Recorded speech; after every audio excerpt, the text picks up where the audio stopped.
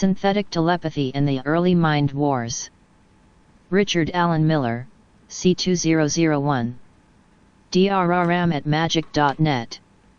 www.nwbotanicals.org. Presented at the Consciousness Technologies Conference, July 19 to 21, 2001, on Saturday, July 20, 2001, in Sisters, or http://www.bluehoney.org/ct2001gallery.htm right bracket. Introduction. I first became aware of Alan Frey's work at Willow Grove in 1972, just after completing the holographic concept of reality. I was working with Dr. Carl Schaecher, MRU, at the time, and was asked about the significance of this work. Realizing its possible use in mind control, my first reaction was to go on red alert. Full significance was not yet understood at this time. Basically, Frey had discovered another sensory motor input in the higher blue band frequencies of 0.3 to 3.0 GHz. At very low amplitudes of power. It was as if we had another type of vision, but did not know how to see what was being received. It constituted the next generation of subliminal communications. My work at the time was involved with an AI database for paranormal references, Project Paraphile. A second paper was also presented at the Omniversal Symposium, California State College at Sonoma, September 29, 1973. This was titled Embryonic Holography, and was an application of the holographic concept of reality model. It dealt with biogenesis and neurological regeneration, and included speculation on the origins of cancer, faith healing, psychic surgery and more technical aspects of mind-body energetics. 1 week after the delivery of that paper, 4 men came into my place of business, 2 in suits and 2 in full army dress. The 2 suits held me under close arrest, while the 2 army personnel went through my files, pulling anything related to embryonic holography. The paper was rewritten from old notes and memory, but it was not the same. What got this paper classified top secret for almost 20 years was that it was critical for the use of Alan Frey's study, and its possible application to mind control. I never was able to draw what was so important in that initial paper until I began researching this paper, more than 24 years later. I will discuss those aspects further into this document. In 1961, Alan Frey, a freelance biophysicist and engineering psychologist, reported that humans could hear microwaves. Most United States scientists dismissed this discovery as the result of outside noise. James Seelin offered a more technical description of the experiment. Frey found that human subjects exposed to 1310 MHz and 2982 MHz microwaves at average power densities of 0.4 to 2 MW/cm2 perceived auditory sensations described as buzzing or knocking sounds. The sensation occurred instantaneously at average incident power densities well below that necessary for known biological damage and appeared to originate from within or near the back of the head. Pulsed microwave technology. Pulsed microwave voice-to-skull, or other sound-to-skull, transmission was discovered during World War II by radar technicians who found they could hear the buzz of the train of pulses being transmitted by radar equipment they were working on. This phenomenon has been studied extensively by Dr. Alan Frey, Willow Grove, 1965, whose work has been published in a number of reference books. What Dr. Frey found was that single pulses of microwave could be heard by some people as pops or clicks, while a train of uniform pulses could be heard as a buzz, without benefit of any type of receiver. Dr. Frey also found that a wide range of frequencies, as low as 125 MHz, well below microwave, worked for some combination of pulse power and pulse width. Detailed unclassified studies mapped out those frequencies and pulse characteristics which are optimum for generation of microwave hearing.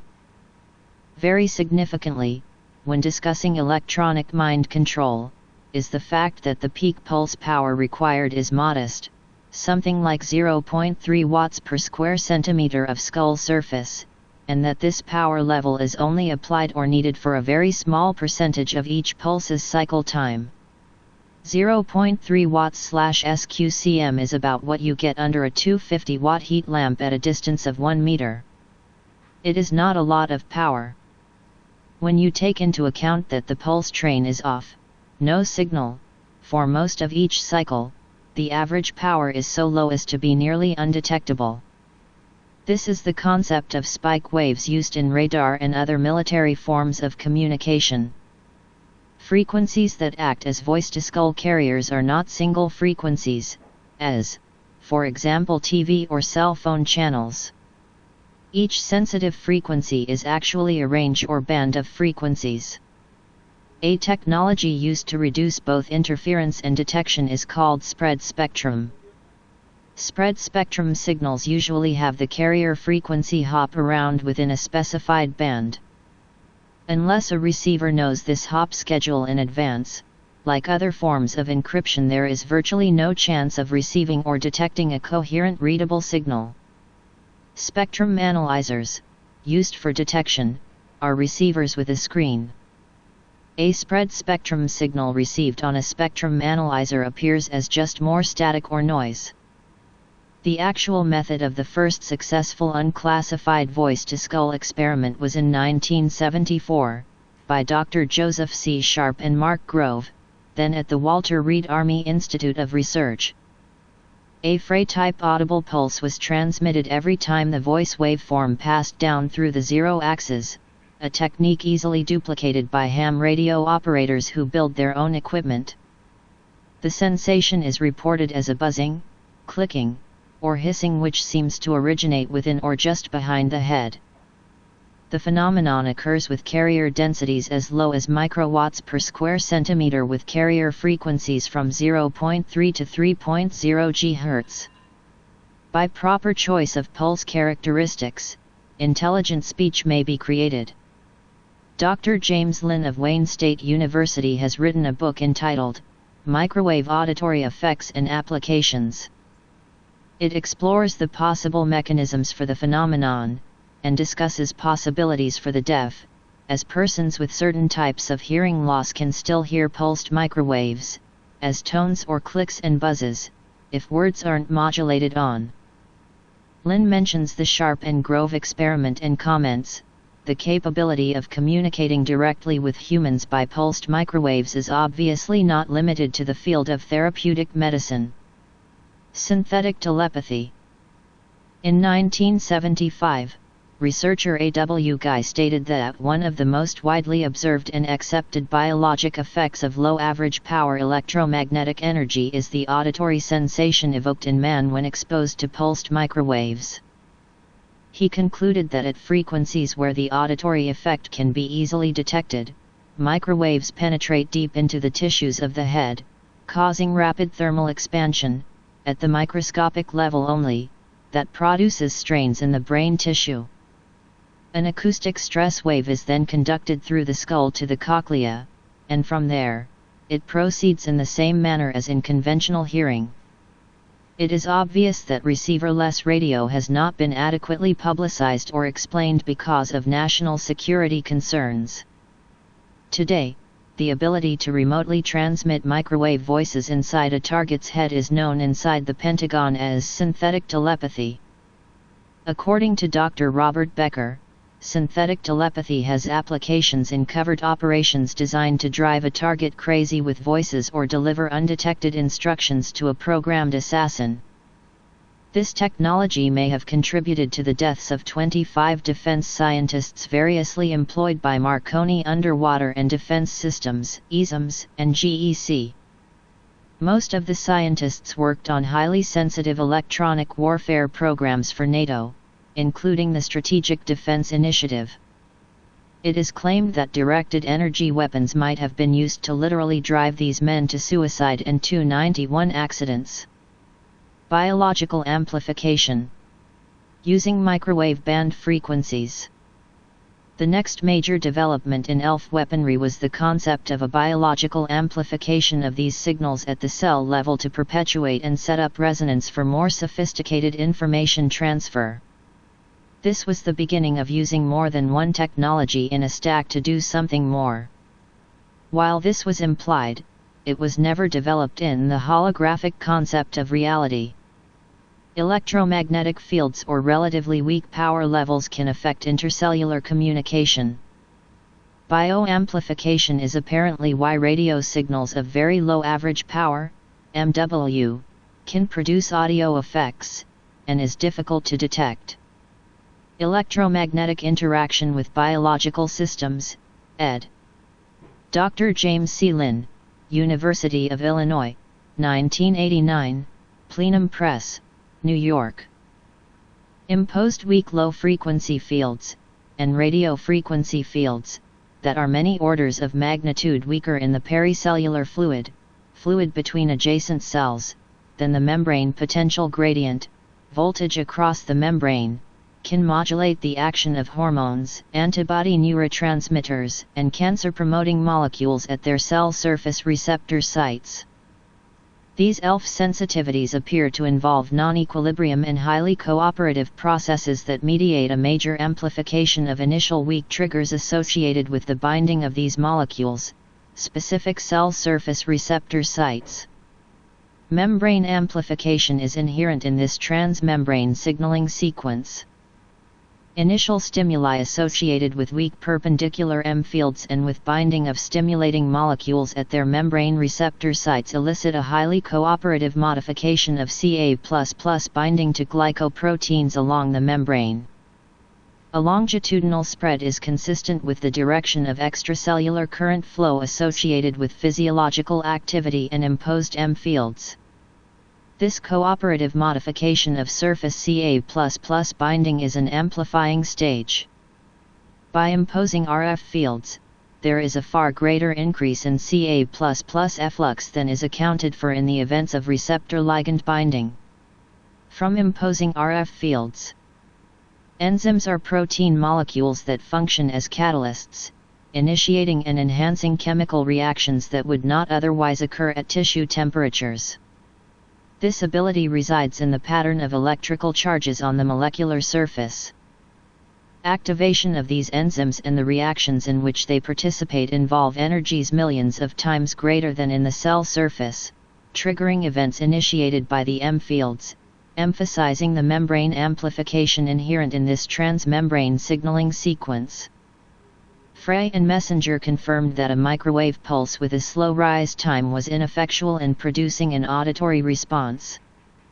Only if the rise time is short, resulting in effect in a square wave with respect to the leading edge of the envelope of radiated radio frequency energy, does the auditory response occur.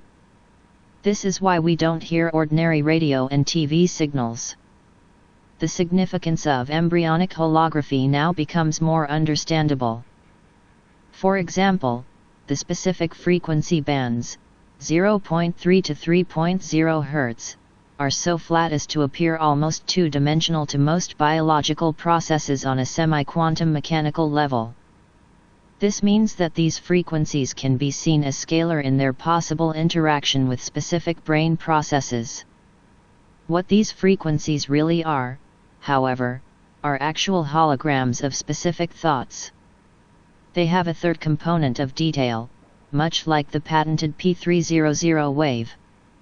This means that a hybrid form of brain fingerprinting is now possible. And, once these images are stored, usually in a very sophisticated supercooled computer, similar responses can be fed back to the person, inducing virtually any state desired, via entrainment protocols. Silent sound technology, S-Quad. Silent, converted to voice FM, hypnosis can be transmitted using a voice frequency modulator to generate the voice. It is a steady tone, near the high end of hearing range, 15,000 Hz, plus a hypnotist's voice, varying from 300 to 4,000 Hz. These two signals are frequency modulated. The output now appears as a steady tone, like tinnitus, but with hypnosis embedded. The FM voice controls the timing of the transmitter's pulse. Each vertical line is one short pulse of microwave signal at a frequency to which the human brain is sensitive. Timing of each microwave pulse is controlled by each downslope crossing of the voice wave, Sharp's method, 1974. Then the brain converts the train of microwave pulses back to an audible voice. There is no conscious defense possible against this form of hypnosis. Ordinary radio and TV signals use a smooth waveform called a sine wave. This wave signal cannot normally penetrate the voltage gradient across the nerve cell walls. Radar signals consist of very short and powerful pulses of sine wave type signals, and can penetrate the steep voltage gradient across these nerve cell walls. Alan H. Frey, Cornell University, 1962. Differences in osmosis of ions, dissolved salt components, cause a small voltage difference across cell walls. When a small voltage appears across a very tiny distance, the change in voltage is called very steep. It is this steep gradient that keeps normal radio signals from throwing us into convulsions. The mind-altering mechanism is based on a subliminal carrier technology, the silent sound spread spectrum, SSSS, sometimes called S-Quad or SQUAD. It was developed by Dr. Oliver Lowry of Norcross, Georgia, and is described in U.S. Patent No. 5,159,703, Silent Subliminal Presentation System, dated October 27, 1992. The abstract for the patent reads: a silent communications system in which nonaural carriers, in the very low or very high audio frequency range or in the adjacent ultrasonic frequency spectrum, are amplitude or frequency modulated with the desired intelligence and propagated acoustically or vibrationally, for inducement into the brain, typically through the use of loudspeakers, earphones, or piezoelectric transducers. The modulated carriers may be transmitted directly in real time or may be conveniently recorded and stored on mechanical, magnetic, or optical media for delayed or repeated transmission to the listener. According to literature by Silence Sounds, Inc., it is now possible, using supercomputers, to analyze human emotional EEG patterns and replicate them, then store these emotion signature clusters on another computer and, at will, silently induce and change the emotional state in a human being. Edward Tilton, president of Silence Sounds, Inc., says this about S-Quad in a letter dated December 13, 1996. All schematics, however, have been classified by the U.S. government and we are not allowed to reveal the exact details. We make tapes and CDs for the German government, even the former Soviet Union countries. All with the permission of the U.S. State Department, of course. The system was used throughout Operation Desert Storm, Iraq, quite successfully. Induced alpha to theta biofeedback cluster movement is an output from the world's most versatile and most sensitive electroencephalograph, EEG, machine. This device has a gain capability of 200,000, as compared to most other EEG machines, with gain capability of 50,000. It is software driven by the fastest of computers using a noise nulling technology similar to that used by nuclear submarines for detecting small objects underwater at extreme range. The purpose of all this high technology is to plot and display a moving cluster of periodic brainwave signals.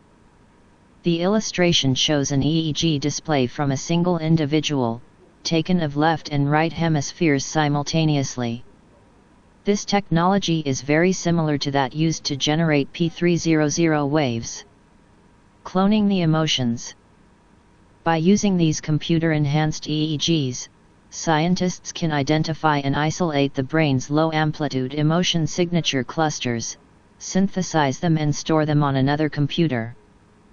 In other words, by studying the subtle characteristic brainwave patterns that occur when a subject experiences a particular emotion, scientists have been able to identify the concomitant brainwave pattern and can now duplicate it.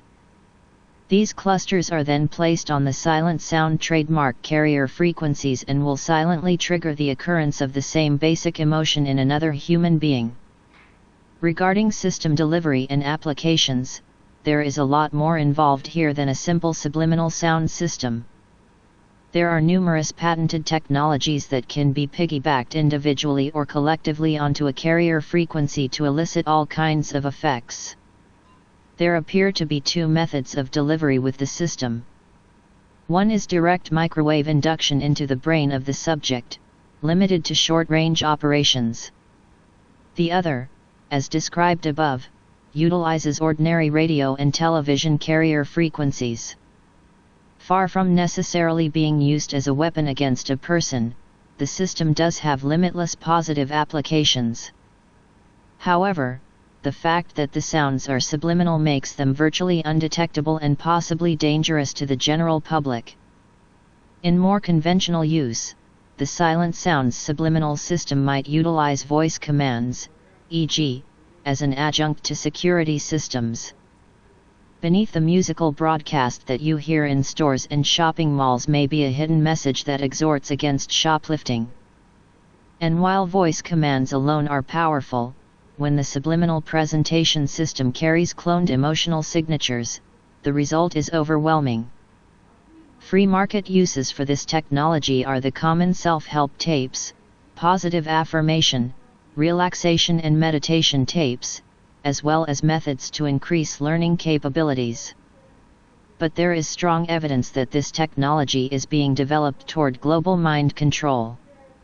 The secrecy involved in the development of the electromagnetic mind-altering technology reflects the tremendous power that is inherent in it. To put it bluntly, whoever controls this technology can control the minds of men, all men.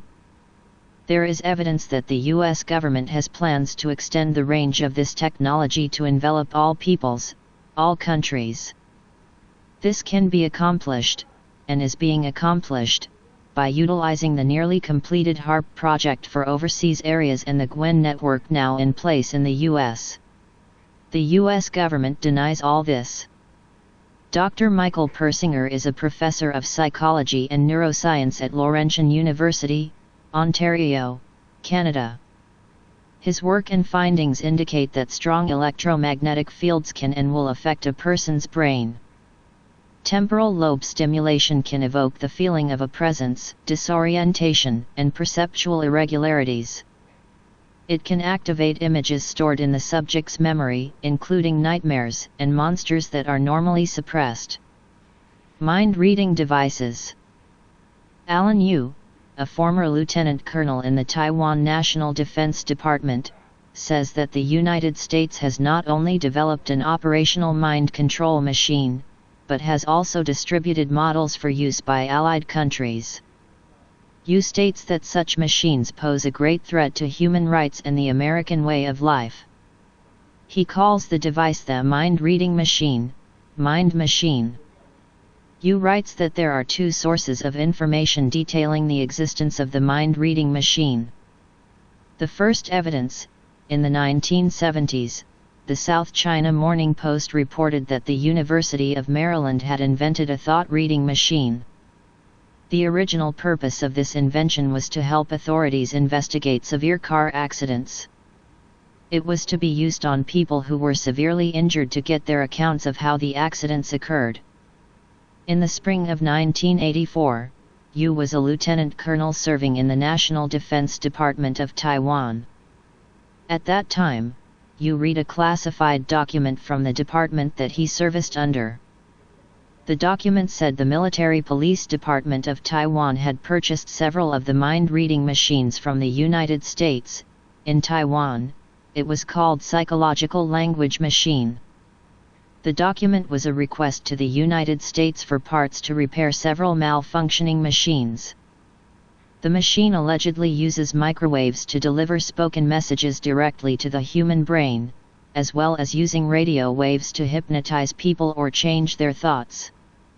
Yu reports that before he left, this machine had become the most effective weapon for the security departments of Taiwan. In 1993, Defense News announced that the Russian government was discussing with American counterparts the transfer of technical information and equipment known as acoustic psychocorrection. The Russians claimed that this device involves the transmission of specific commands via static or white noise bands into the human subconscious without upsetting other intellectual functions. Demonstrations of this equipment have shown encouraging results after exposure of less than 1 minute and have produced the ability to alter behavior on unwilling subjects. A U.S. Department of Defense medical engineer claimed in 1989 that the U.S. and Israel had regularly used microwaves to condition and control the minds of Palestinians. Unclassified ELF-type weapons. Remote physical manipulation, not covered in this document. At time of writing, that technology appears to be classified. Transmission methods for neuroaffective signals. This includes pulsed microwave, i.e., like radar signals, and ultrasound and voice FM, transmitted through the air. Also known as synthetic telepathy. While transmission of speech, dating from the early 1970s, was the first use of pulsed microwave, neuroaffective signals can now cause many other nerve groups to become remotely actuated. That specific technology is classified. Pavlovian hypnotic triggers. A Pavlovian hypnotic trigger is a phrase or any sensory cue that the subject is programmed to involuntarily act in a certain way. Gultra survivors can still be triggered from programming done decades ago. One of the main goals of the institutional/drug/child abuse phases of the CIA Gultra atrocities, 1950s through 1970s, was to implant triggers using a twilight state, half-conscious, medication and tape-recorded hypnosis. The ultimate goal was to have the acting out of Pavlovian triggers erased from the victim's memory. These triggers are now planted using either of the above two transmission methods, but with the words moved up just above, or near the top of, the audible frequency range. The result is that hypnotic triggers are planted without the subject being aware. This technology was used in the Gulf War as silent sound. Through wall surveillance methods, this includes top end of microwave, near-infrared, and the so-called millimeter wave scanning. This method uses the very top end of the microwave radio signal spectrum just below infrared. To view small objects or people clearly, the highest frequency that will penetrate non-conductive or poorly conductive walls is used. Millimeter wave scanning radar can be used in two modes. The first is passive, no radiated signal, and uses background radiation already in the area to be scanned. It is totally undetectable. The active system uses a low-power millimeter wave flashlight attached to the scanner. Thought reading. Thought reading can be classed as a form of through-wall surveillance technology. In the unclassified and commercial realms, it is called through-skull microwave reading, and magnetic skull proximity reading.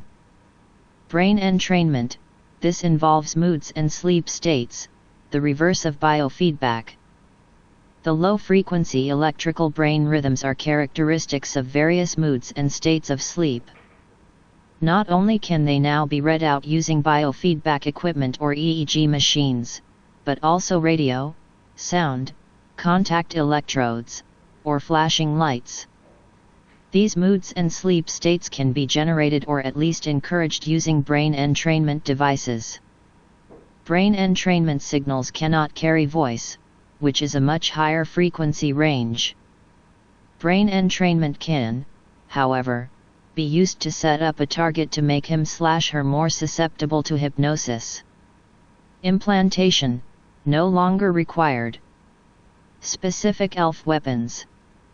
Ultrasound and voice FM, main advantage in mind control work is that it can carry verbal hypnosis, more potent than simple biorhythm entrainment. An example is Chicago's airport terminal connection tunnels and their keep walking. Steady tone, near the high end of hearing range, 15,000 Hz. Hypnotist's voice, varying from 300 to 4,000 Hz, fed into a frequency modulator, where the voice controls the frequency. Output is now a steady tone, sounding like tinnitus, but with hypnosis embedded. While the brain can hear and understand, the ear only hears a tone or a rush. Acoustic heterodyne. American Technologies Corp. 13114 Evening Creek Drive, S. San Diego, California 92128. Through-wall radar, millimeter wave through clothing, through luggage is currently in use at airports. Millimeter wave scanners can be purchased from Millivision Corp. Northampton, MA. www.millivision.com. Thought readings. Thought reading is an enhanced version of computer speech recognition, with EEG waves being substituted for sound waves. The easiest thought reading is actually remote picking up of the electromagnetic activity of the speech control muscles. When we say words to ourselves, silently, or read a book, we can actually feel the slight sensations of those words in our vocal muscles. All that is absent is the passage of air. Coordinated speech signals are relatively strong and relatively consistent. We are fed hypnotic signals to force consistent neutral content, but of different character than prior to becoming test subjects, in dreams. These forced, neutral content, bland content, dreams occur every single night and may represent the experimenter's efforts to have our experiences portray themselves in such dreams, in effect, mining our experiences. www.raven1.net/lekvisn.htm confirms the ability of current unclassified technology to actually see what a living animal sees, electronically. It is therefore extremely likely that these forced dreams can be displayed on the experimenter's screens in an adjacent apartment or adjacent house, which are made obvious to the involuntary experimentee. Implants. Implants can either receive instructions via radio signals, passing them to the brain, or can be interrogated via external radio signals to read brain activity at a distance. Since implants for beneficial purposes are actively being promoted by NIH, it is obvious they will not disappear anytime soon. Thermal gun, seizure gun, and magnetophosphine gun evokes a visual response and is thought to be centered in the retina, as seen in the movies GoldenEye, Broken Arrow, Escape from L.A., and Eraser. The popular video Waco, The Big Lie Continues shows video footage of 3M weapons being used during the confrontation. Silent subliminals. Altered States Ltd. P.O. Box 68-344 Newton, Auckland, New Zealand. PH, plus 64-9-815-5095 or plus 64-9-815-5059. Fax, plus 64-9-815-5067. Altered at ihug.co.nz. www.alted.co.nz/cgi-bin/reload.cgi?circumflex/sub/silent.htm. From their brochure. Only your mind can hear. Your ears hear nothing, but your mind hears and accepts the powerful suggestions. You can safely play these tapes anywhere, in a car, while watching TV or listening to your favorite music, while working or even as silent sleep programming. Warning: everyone within listening range of the tape will be programmed by the suggestions. To assure yourself that strong suggestions are recorded on the tape, take it to any Radio Shack store, play it on their stereo and read the output with a Radio Shack sound level meter, item 33 to 2050. How to use the tapes: increase the volume until it is just below any tape noise. If your stereo deck has treble and bass controls, you can boost the subliminal output by increasing the treble and decreasing the bass.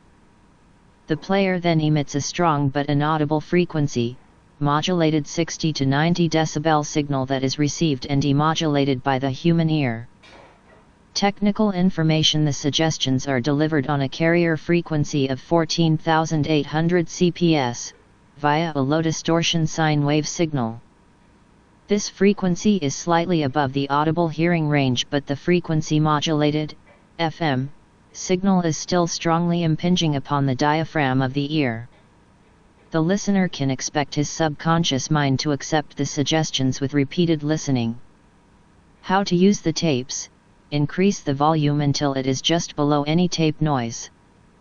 If your stereo deck has treble and bass controls, you can boost the subliminal output by increasing the treble and decreasing the bass.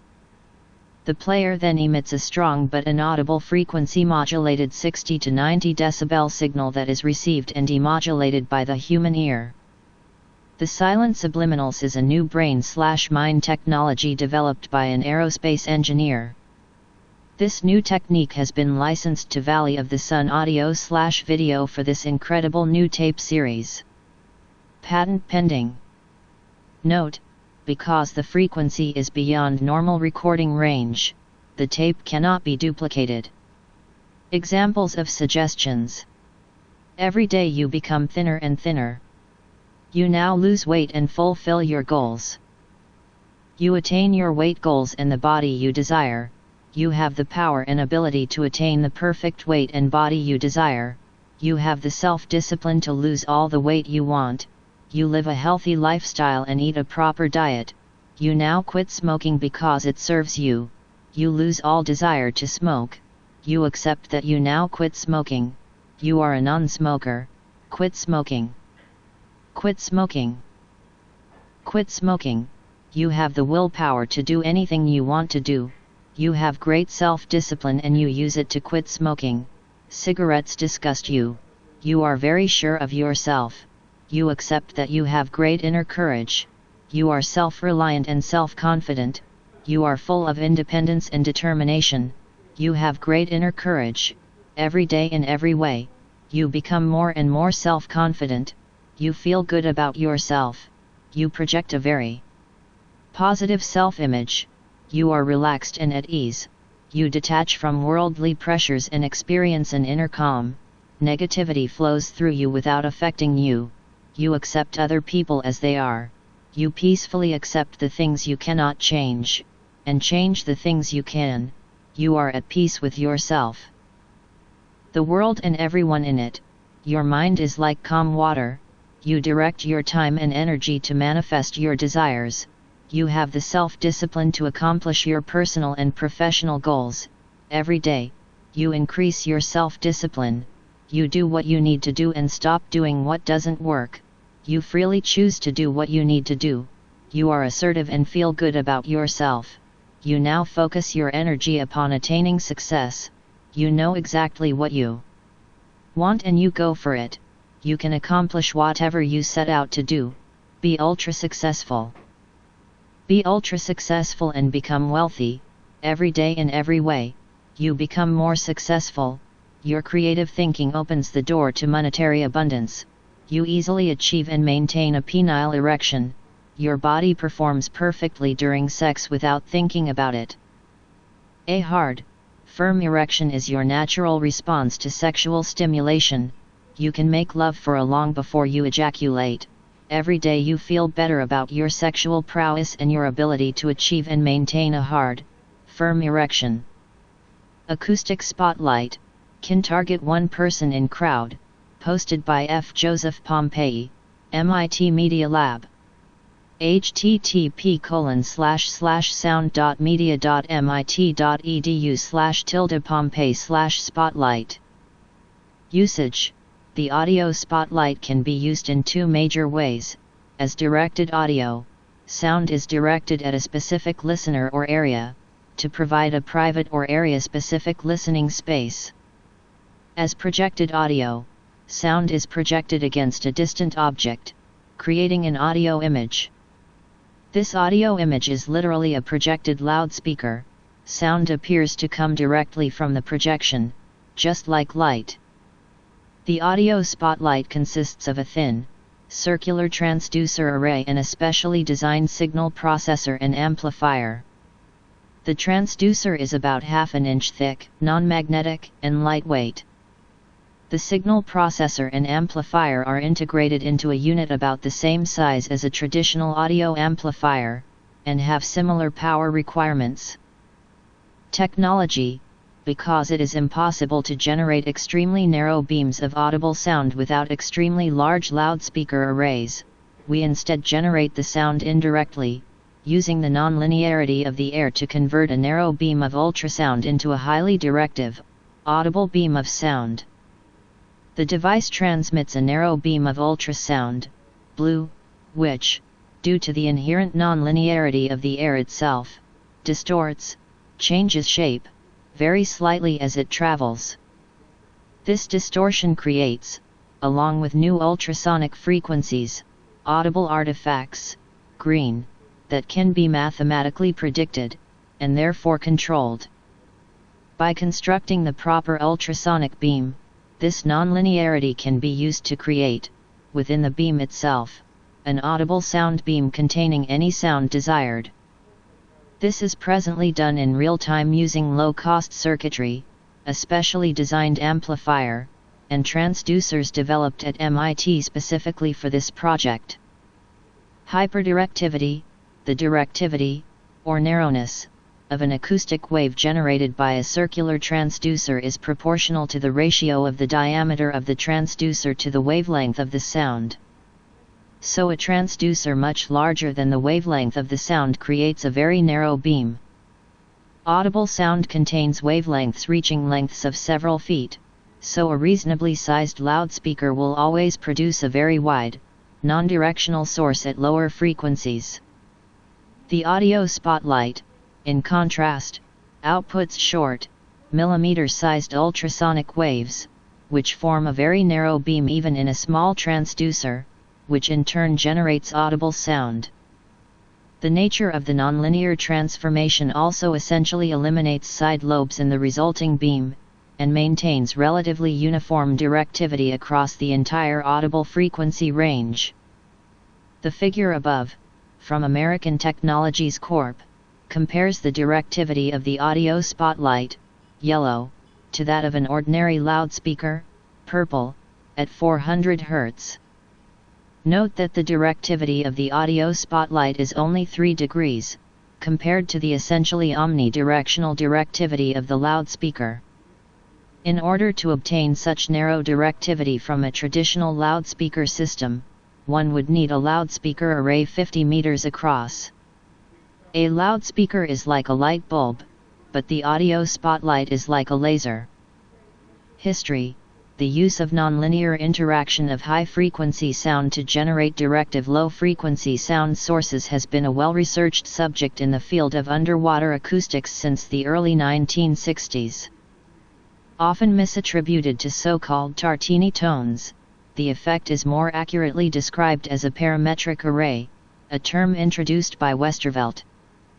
In the past several decades, many underwater sonar researchers have used the effect to generate directive low-frequency sonar beams, detect underwater sound, parametric receiving array, and extend the bandwidth of underwater transducers. The first published demonstration of an airborne parametric array was in 1975 by Bennett and Blackstock.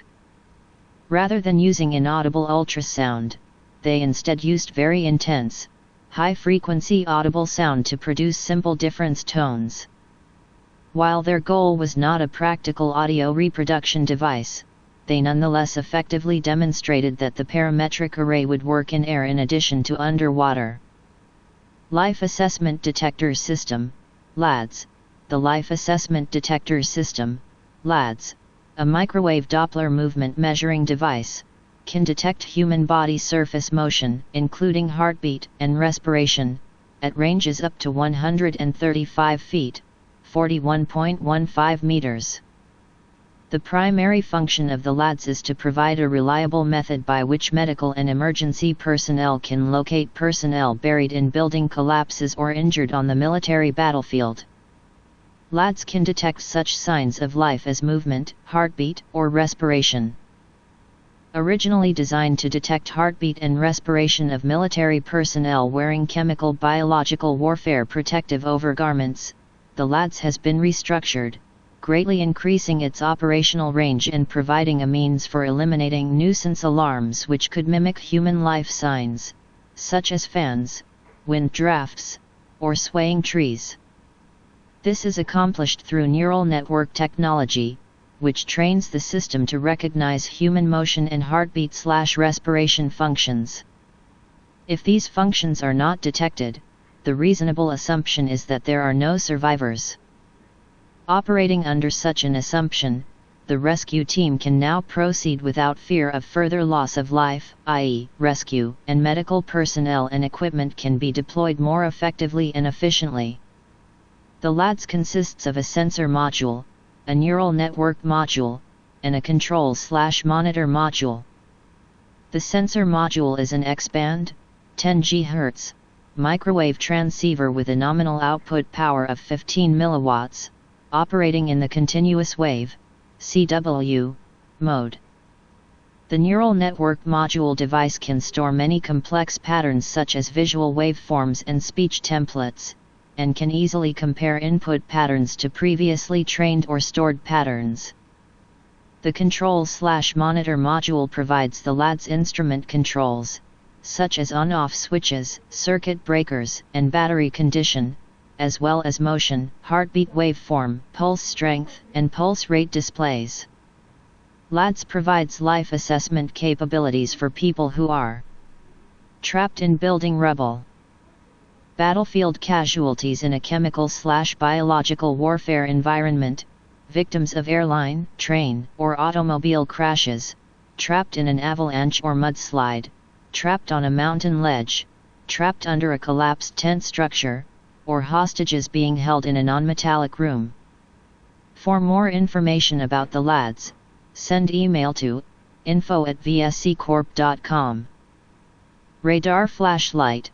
The National Institute of Justice, NIJ, through the Joint Justice Defense Program Steering Group, JPSG, is sponsoring Georgia Tech Research Institute, GTRI, in developing inexpensive, handheld, low-power radar that will enable law officers to detect individuals through interior building walls.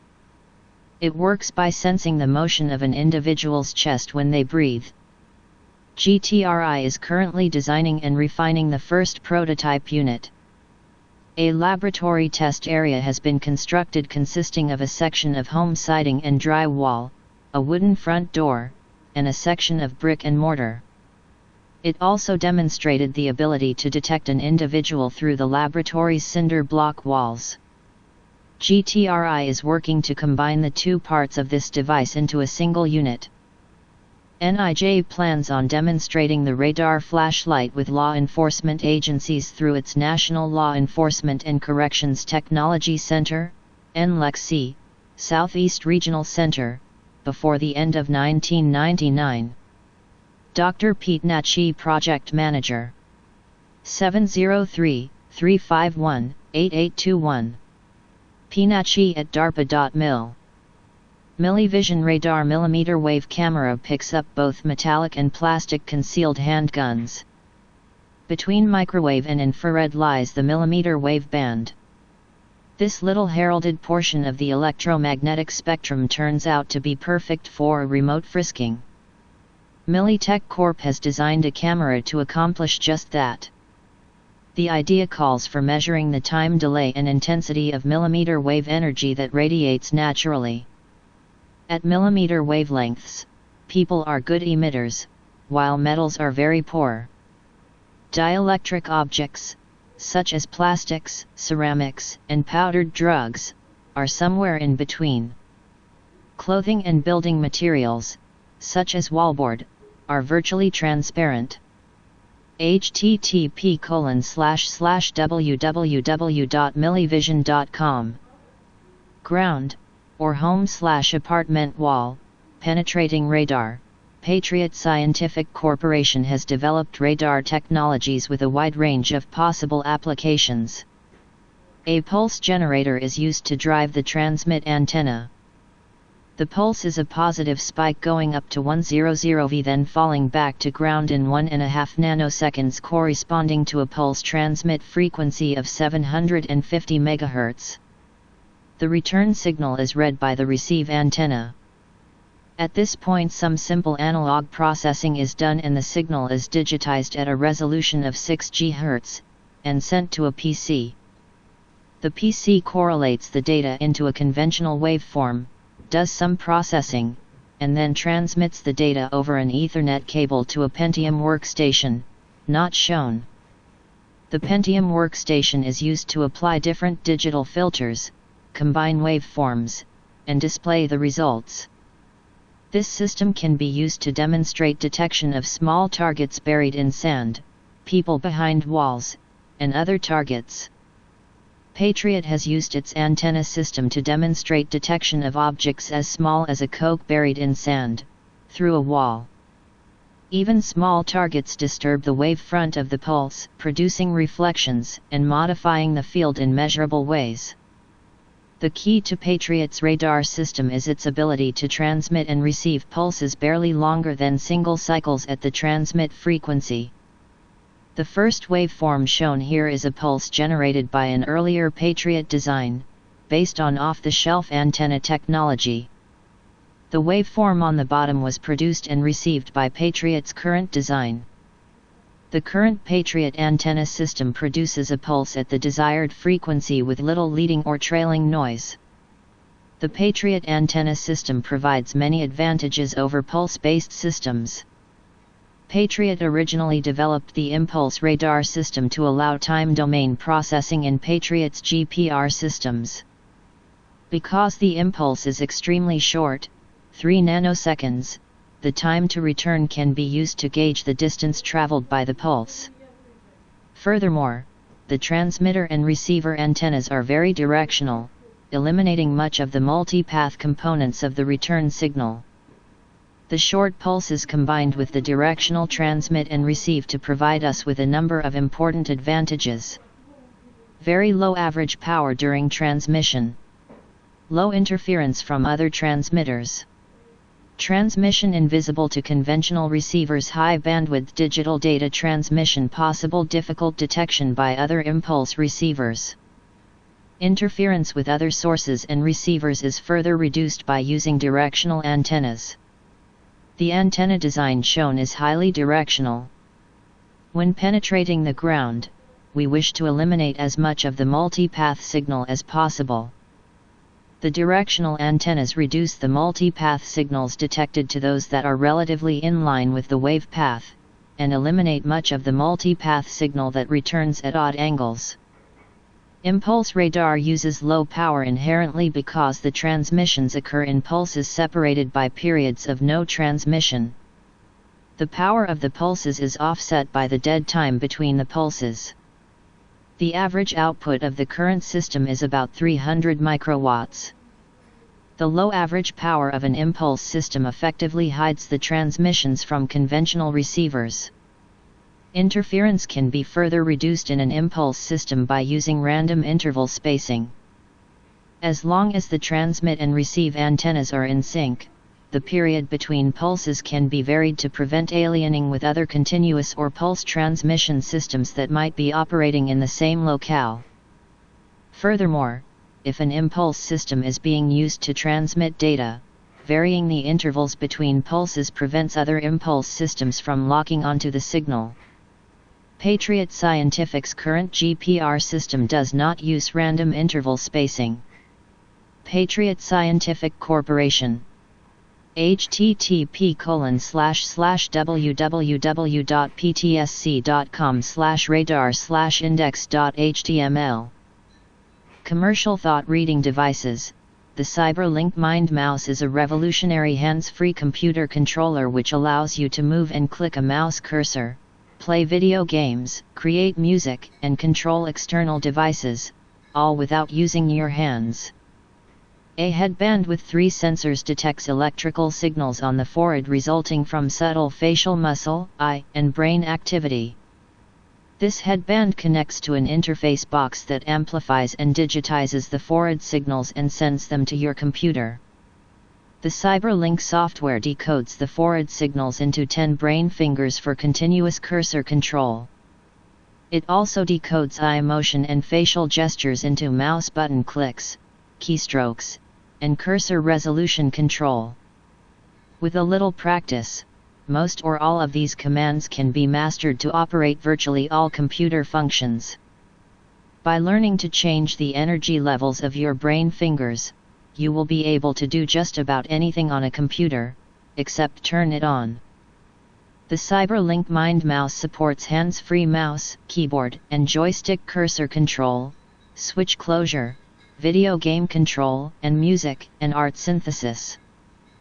The CyberLink Mind Mouse features a Windows 95 mouse driver for hands-free control of third-party software like games, business software, internet browsers, and a range of assistive technologies, such as the X10 home controller and special needs word processing and communication software, including WIVIK2, Words Plus, and Clicker Plus. The CyberLink Mind Mouse is priced at $1,495 US dollar, plus shipping. Free upgrades are included for 1 year. http://www.mindmouse.com. Hearing for the deaf. It was during these Frey studies that a profoundly important discovery was made. Deaf subjects often had the ability to hear radio frequency sound. The clinical criterion was that, if a given person could hear audio above 5 kHz higher range of a piano by bone or air conduction, then radio frequency sound could be heard as well. This and related work has resulted in the manufacture of radio frequency type hearing aids for the deaf, one of which is made by Listening, Inc. of Arlington, Massachusetts, and is known as the Neurophone Model GPF1. It operates at 100 kHz, about 5 times the normal maximum hearing frequency, and employs crystal control. These observations tie in with the fact that some individuals can detect radio programs through fillings in their teeth. This phenomenon was technically verified by interposing shields between respective people who exhibited this effect and the modulated radio frequency sources. When the lower half of the head was covered, including the maxillary dental area, the radio frequency sound was perceived. The sound ceased on covering the top half of the head. While the mechanism responsible for this phenomenon is only imperfectly understood, it can be assumed to be the result of direct cortical stimulation. In other words, even when the sound seems to be coming from the teeth, it is actually being directly received and interpreted in the brain, not the teeth. Some important historical developments. Brainwave detection. Some 40-odd years ago, University professor F. Kazim Ali started publishing papers on the subject of brainwave detection using radio signals and implied that he had detected radiations from the mind. He placed his subjects in a shielded room, or Faraday cage, emanated VHF radio waves through their heads, and claimed to have recorded beat frequencies obtained with an untuned receiver consisting of a galena crystal or diode tube, a fixed capacitor, an antenna, and a sensitive light beam galvanometer. A galvanometer is a voltmeter. Light beam types show up in physics labs and are one of the most sensitive types of voltmeter. The trouble is that Kazim Ali never mentioned transmitter power in his somewhat unprofessional papers.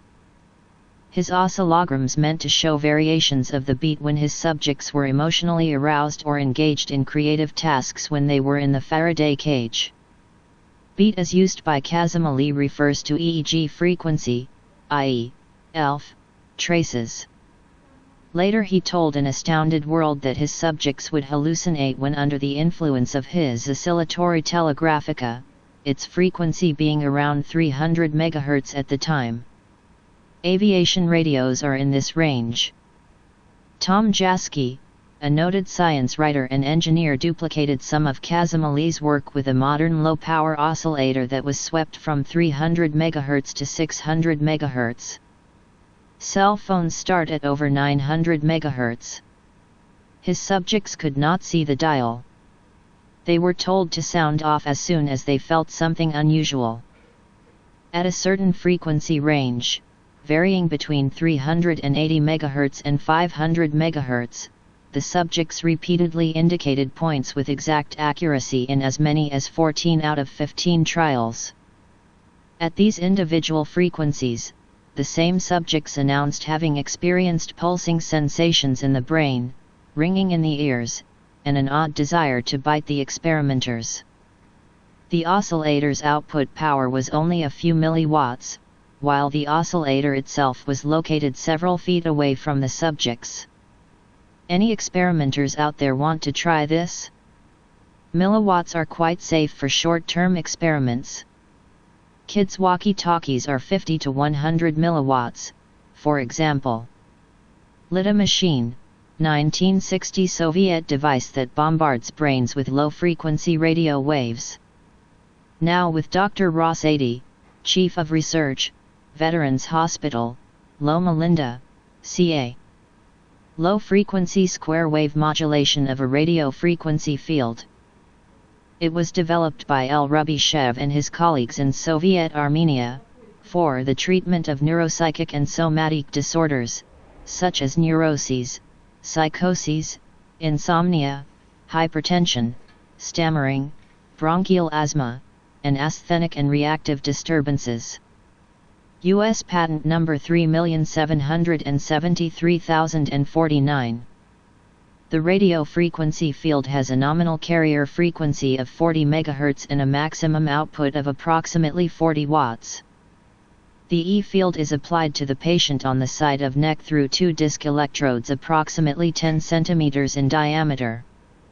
The electrodes are located at a distance of 2 to 4 cm from the skin. The radio signal appears to be the primary cause of the sleep/trance effect. Optimal repetition frequencies are said to lie in the range from 40 to 80 pulses per minute. Voice to Skull, 1974, the demonstration of sonic transduction of microwave energy by materials lacking in water lessens the likelihood that a thermohydraulic principle is operating in human perception of the energy. Nonetheless, some form of thermoacoustic transduction probably underlies perception. If so, it is clear that simple heating is not a sufficient basis for the Frey effect. The requirement for pulsing of radiations appears to implicate a thermodynamic principle. Frey and Messenger, 1973, and Guy, Joe, Lin, and Christensen, 1975, confirmed that a microwave pulse with a slow rise time is ineffective in producing an auditory response, only if the rise time is short, resulting in effect in a square wave with respect to the leading edge of the envelope of radiated radio frequency energy, does the auditory response occur. Thus the rate of change, the first derivative, of the waveform of the pulse is a critical factor in perception. Given a thermodynamic interpretation, it would follow that information can be encoded in the energy and communicated to the listener. Communication has in fact been demonstrated. A guy, a skilled telegrapher, arranged for his father, a retired railroad telegrapher, to operate a key, each closure and opening of which resulted in a pulse of microwave energy. By directing the radiations at his own head, complex messages via the continental Morse code were readily received by Guy. Sharp and Grove found that appropriate modulation of microwave energy can result in wireless and receiverless communication of speech. They recorded by voice on tape each of the single-syllable words for digits between 1 and 10. The electrical sine wave analogues of each word were then processed so that each time a sine wave crossed zero reference in the negative direction, a brief pulse of microwave energy was triggered. This is, in effect, is a form of what is called pulse rate modulation. By radiating themselves with these voice-modulated microwaves, Sharp and Grove were readily able to hear, identify, and distinguish among the 9 words. Persons with artificial larynxes not unlike those emitted the sounds heard. Communication of more complex words and of sentences was not attempted because the averaged densities of energy required to transmit longer messages would approach the current 10 milliwatts per square centimeter limit of safe exposure. The capability of communicating directly with a human being by receiverless radio has obvious potentialities both within and without the clinic. But the hotly debated and unresolved question of how much microwave radiation to which a human being can safely be exposed will probably forestall applications within the near future. EC-130E Commando Solo, primary function is psychological operations broadcasts. Air Force Mission Statement: Commando Solo conducts psychological operations and civil affairs broadcasts missions in the standard AM, FM, HF, TV and military communications bands. It was called EC-121, known at the time as the Coronet Solo, and was used in Operation Urgent Fury. Volant Solo was during Operation Just Cause. The Commando Solo aircraft and earlier generations of this design have participated in the following missions: Operation Urgent Fury, Grenada, October-November 1983, January-June 1985, Operation Just Cause, Panama, late December 1989, Operation Desert Shield, Kuwait, Iraq, from August 1990, Operation Desert Storm, Saudi Arabia, Turkey, Iraq, 1991, Operation Uphold Democracy, Haiti, 1994 to 1995, Operation Joint Guard, part of a UN operation in Bosnia-Herzegovina, 1995, Operation Desert Thunder, part of a UN operation in Iraq, Operation Desert Fox, Iraq, 2 to 3 days in December 1998. HARP. HARP, High Frequency Active Auroral Research Project, by virtue of its far-reaching impact on the environment to be a global concern and calls for its legal, ecological, and ethical implications to be examined by an international independent body before any further research and testing, regrets the repeated refusal of the United States administration send anyone in person to give evidence to the public hearing or any subsequent meeting to be held by its competent committee into the environmental and public risks connected with the HARP program currently being funded in Alaska. One of HARP's potential uses is a communications system. The military officially acknowledges 2 communications-related applications. 1. To replace the existing extremely low-frequency, ELF, submarine communications system now operating in Michigan and Wisconsin. 2. To provide a way to wipe out communications over an extremely large area, while keeping the military's own communications system working. As we have seen, the mind control subliminal messages are carried on radio frequency broadcasts. The HARP facility could be used to broadcast global mind control messages, or such messages could simply be inserted into existing systems. Dr. Igor Smirnov, of the Institute of Psychocorrection in Moscow, says in regard to this technology, it is easily conceivable that some Russian Satan, or let's say Iranian or any other Satan, as long as he owns the appropriate means and finances, can inject himself intrude into every conceivable computer network, into every conceivable radio or television broadcast, with relative technological ease, even without disconnecting cables. Recent media on HARP. HARP transmitter now running at full power. Can be easily heard around the world on shortwave radio. Has space war begun? BJ News by Marshall Smith. As of this morning, Saturday, February 17, 2001, HARP began doing testing with greatly increased full power. The transmitter can now be heard all day long on 3.39 MHz. Very early this morning about 3 am, HARP could be heard at its old normal signal strength. About 4 am the signal changed in both its pulse timing and interpulse spacing. At 4:30 am the signal strength suddenly increased tremendously. Unlike previous mornings, there was no regular F-layer daytime fade-out when the sun rose here in California about 6:45 am. I continued to monitor during the daylight. I have never heard the HARP signal during the daytime before. The sun now rises in Gakona, Alaska about 10 am PST.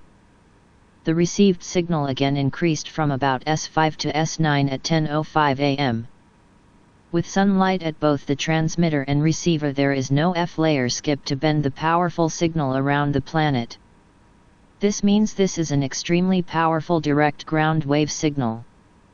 And I'm only receiving the leakage off the side lobes of the antenna array. The full HARP design power is supposed to be about 350 megawatts. But that is only the published spec, not necessarily what is done in practice, as in those CBRs running illegal 1 kWatt linear amplifiers. There is a planned Air Force Star Wars test with 2 vehicles, one from California and the other in the South Pacific, similar to last summer's failed test. The tentative published launch is set for late March or April. I will monitor HARP to confirm it is running full power during the launch, as it was last summer. Last summer's failure is exactly what a HARP device is supposed to do: destroy the electronic controls of a vehicle so the second stage cannot separate from the booster. A very cheap, simple way to knock down missiles launched from anywhere on the planet. It also can destroy military satellites in low orbit. Maybe that's why the Russians and Chinese have been complaining in the last several weeks about Bush's intention to build the Star Wars system. Maybe they've been losing some of their secret hardware. But of course, they won't say that in public. It's now 11 am PST, on Saturday the 17th, and the signal is blasting in with the powerful pre-pulse tone around S+20 and the main signal about S9. The signal varies 3 to 6 dB over a series of several pulses. Since this is not due to F-layer skip fading, I must assume they are slewing the beam of the antenna in various directions, and thus changing the amount of the side lobes in this direction. This must be a test of a simulated space warfare game with multiple targets. Rapid slewing of the antenna in just a matter of a minute or two is not useful for submarine communication, nor for their stated purpose of doing ionospheric research. To show the HARP signal is abnormally large, at this time, the 80-meter band is silent and WWV at 5 MHz cannot be heard, as would be expected during the daytime. WWV at 10 MHz is barely heard but does not even register on the S-meter. Tuning back to 3.39 MHz, the S-meter jumps off the top of the scale. Even the extremely powerful Russian woodpecker transmitters during the Cold War never did that, and they were aimed along the ground, not out into space. I have no way to estimate how many gigawatts that represents. It may be only coincidence, but just several days ago, Russia announced it would be conducting a massive space war game, including the launch of numerous missiles, from both ground sites and submarines. Of course this is only a coincidence. You think? For more information about HARP, how the transmitter works and to hear what the transmitter sounds like, go back to the Brother Jonathan Gazette front page article about the HARP facility and how it is used in space warfare. I should point out in 1983 a number of Air Force ER-135 electronic warfare planes were shot down in the Sea of Japan. They were apparently making a covert entry into Soviet airspace to test the latest Russian technology. What the Air Force did not know then was the Soviets had developed a stealth fighter, so the 135s never saw the Russians coming and all 5 of the US warfare planes were shot down.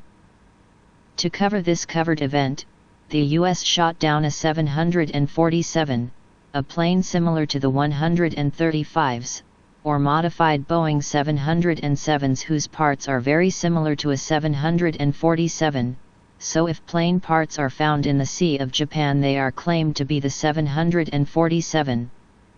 The 747 may, in fact, have played a part in the covered event.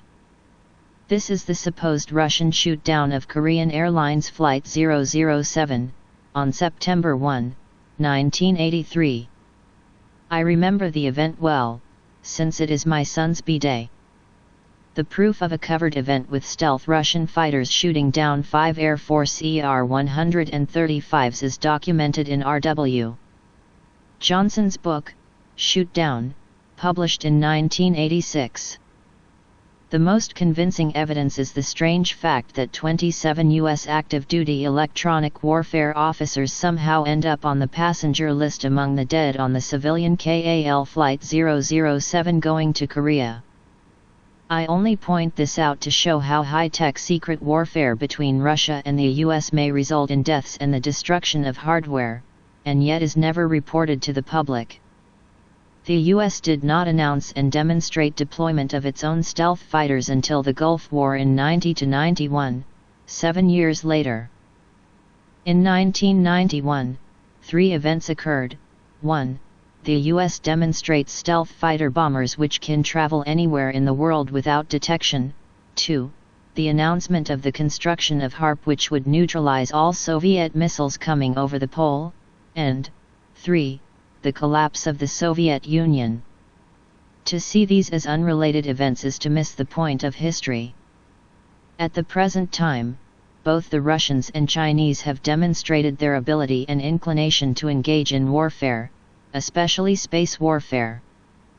It would thus seem clear the coincidence of the massive Russian war games and the sudden increase in the output of HARP in a warfare mode, would indicate that on this President's Day weekend 2001, warfare is actually occurring, not just games.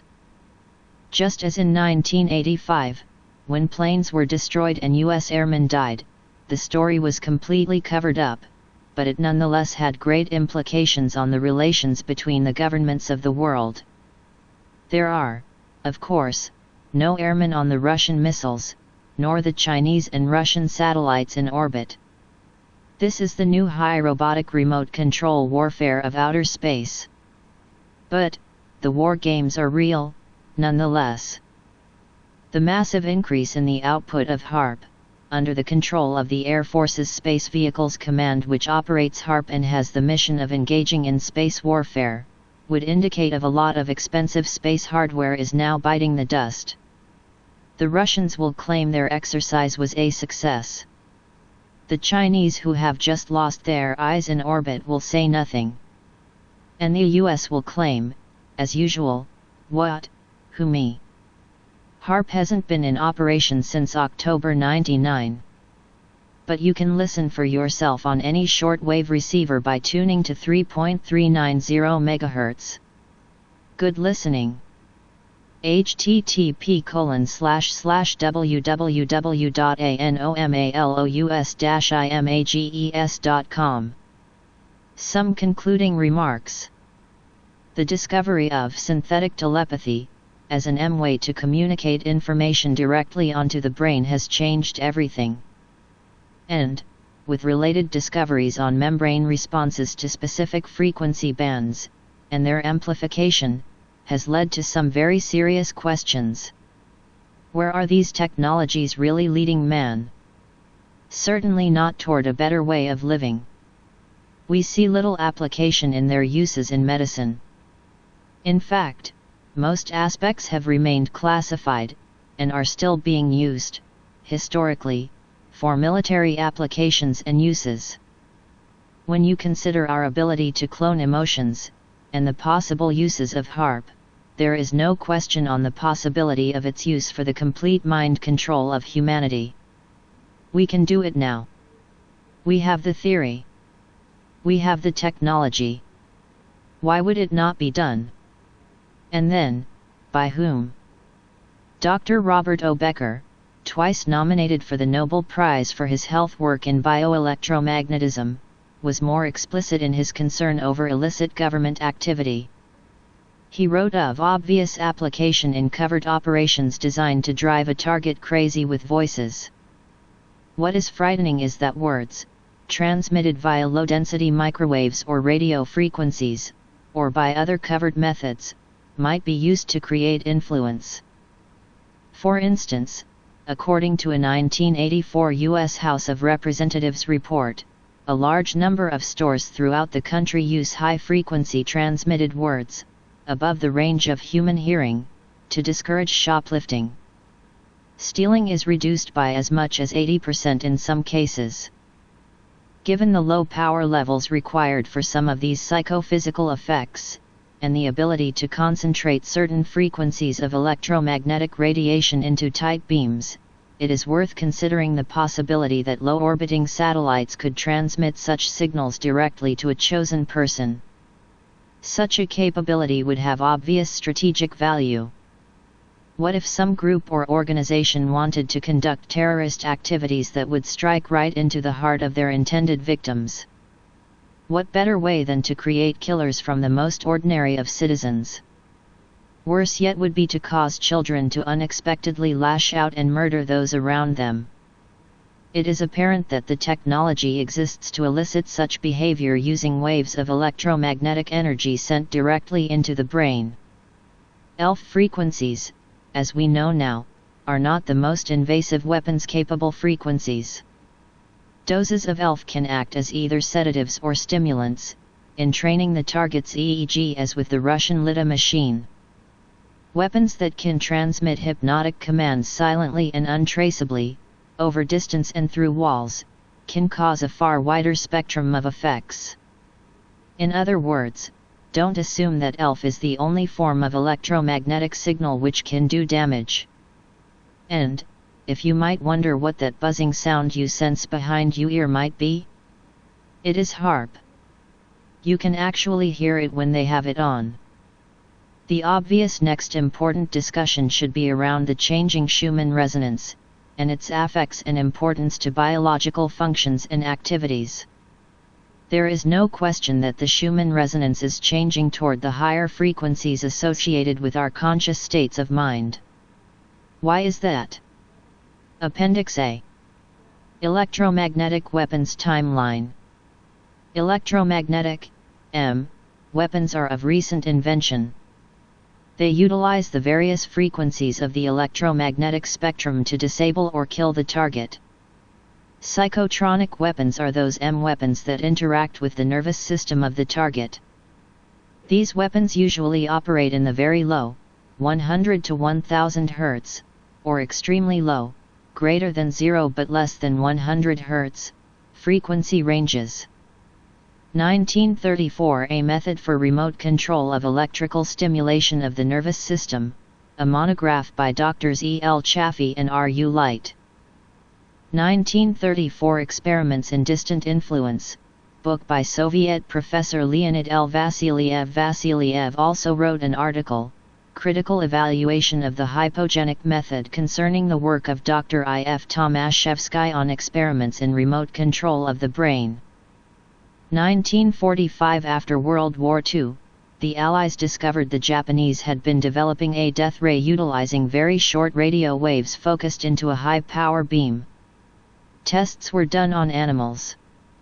1950 The French conducted research on infrasonic weapons. From The Road from Armageddon, by Peter Lewis, Resonance No. 13, pp 9-14. 1953 John C. Lilly, when asked by the director of the National Institute of Mental Health, NIMH, to brief the Central Intelligence Agency, CIA, Federal Bureau of Investigation, FBI, National Security Agency, NSA, and the various military intelligence services on his work using electrodes to stimulate directly the pleasure and pain centers in the brain, refused. 1958, 1962 The U.S. conducts high-altitude electromagnetic pulse, EMP, bomb tests over the Pacific. From The Road from Armageddon by Peter Lewis.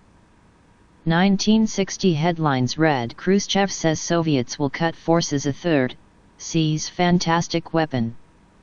From article of same title, by Max Frankel, New York Times, January 15, 1960, P1 as cited in Tesla's Electromagnetics and its Soviet Weaponization, paper by T. E. Bearden. 1965 A death ray weapon was developed by McFarlane Corporation, described as a modulated electron gun X-ray nuclear booster, could be adapted to communications, remote control, and guidance systems, radiation telemetry and death ray. Reported hearings before the House Subcommittee on Department of Defense Appropriations, chaired by Rep. George Mahone, Democrat, Texas. From Hearing Voices by Alex Constantine, Hustler, January 1994, pp 102-104, 113, 120, 134. Research by Harlan Gerard. 1965 Project Pandora was undertaken in which chimpanzees were exposed to microwave radiation. The man who was in charge of this project said, "The potential for exerting a degree of control on human behavior by low-level microwave radiation seems to exist," and he urged that the effects of microwaves be studied for possible weapons applications. From Electromagnetic Pollution, a little-known health hazard. A New Means of Control. By Kim Besley, Great Britain, P14. Research from Woody Blue. 1968 Dr. Gordon J. F. MacDonald, science advisor to President Lyndon Johnson, wrote, "Perturbation of the environment can produce changes in behavioral patterns." He was referring to low-frequency M waves in the ionosphere affecting human brain wave patterns. From his book, Unless Peace Comes, a scientific forecast of new weapons, cited in New World Order Elf Psychotronic Tyranny, a paper by C. B. Baker. 1970s Zbigniew Brzezinski, President Jimmy Carter's National Security Director, said in his book, Between Two Ages, weather control was a new weapon that would be the key element of strategy. Technology will make available to leaders of major nations a variety of techniques for conducting secret warfare. He also wrote, accurately timed, artificially excited electronic strokes could lead to a pattern of oscillations that produce relatively high power levels over certain regions of the Earth. One could develop a system that would seriously impair the brain performance of a very large population in selected regions over an extended period. Cited in Baker's Elf Psychotronic Tyranny paper. 1972 The taser, first electrical shock device developed for use by law enforcement, delivers barbed, dart-shaped electrodes to a subject's body, and 50,000 volt pulses at 2 millionths of an amp over 12 to 14 seconds time. From Report on the Attorney General's Conference on Less Than Lethal Weapons, by Sherry Sweetman, 1987, p4, which cites non-lethal weapons for law enforcement, research needs and priorities. A report to the National Science Foundation by the Security Planning Corporation, 1972. Research by Harlan Gerard. 1972 A U.S. Department of Defense document said that the Army has tested a microwave weapon. It was an extremely powerful electronic flamethrower. From Electromagnetic Pollution. 1972 A study published by the U.S. Army Mobility Equipment Research and Development Center, titled Analysis of Microwaves for Barrier Warfare, examines the plausibility of using radio frequency energy in counter-barrier warfare. The report concludes that a. It is possible to field a truck-portable microwave barrier system that will completely immobilize personnel in the open with present-day technology. B. There is a strong potential for a microwave system that would be capable of delaying or immobilizing personnel in vehicles. C. With present technology, no method could be identified for a microwave system to destroy the type of armored material common to tanks. From Electromagnetic Pollution by Kim Besley, p. 15, quoting The Zapping of America by Paul Brodeur. The report further documents the ability to create third-degree burns on human skin using 3 GHz at 20 watts/square centimeter in 2 seconds. 1972 Dr. Gordon J. F. MacDonald testified before the House Subcommittee on Oceans and International Environment, concerning low-frequency research. The basic notion there was to create between the electrically charged ionosphere in the higher part of the atmosphere and conducting layers of the surface of the Earth this neutral cavity, to create waves, electrical waves that would be tuned to the brain waves, about 10 cycles per second. You can produce changes in behavioral patterns or in responses. From Baker's Elf Psychotronic Tyranny paper. 1973, Sharp and Grove transmit audible words via microwaves. 1975 to 1977, unpublished analyses of microwave bioethics literature were disseminated to the U.S. Congress and to other officials arguing the case for remote control of human behavior by radar. From the Journal of Microwave Power, 12, 4, 1977, p. 320. Research by Harlan Gerard. 1978, Hungarians presented a state-of-the-art paper on infrasonic weapons to the United Nations, Working Paper on Infrasound Weapons, United Nations CD/575, August 14, 1978. From The Road from Armageddon by Peter Lewis. 1981 to 1982. Between 1981 and September 1982, the Navy commissioned me to investigate the potential of developing electromagnetic devices that could be used as non-lethal weapons by the Marine Corporate for the purpose of riot control, hostage removal, clandestine operations, and so on. Eldon Bird, Naval Surface Weapons Center, Silver Spring, MD. From Electromagnetic Pollution by Kim Besley, p. 12. 1982, Electromagnetic Weapons for Law Enforcement Use in Great Britain. Charles Bovell of the now defunct British firm, Allen International, developed a 10 to 30 Hz strobe light that can produce seizures, giddiness, nausea, and fainting. Addition of sound pulses in the 4.0 to 7.5 Hz range increases effectiveness, as utilized in the Valkyrie, a frequency weapon advertised in British defence equipment catalogue until 1983.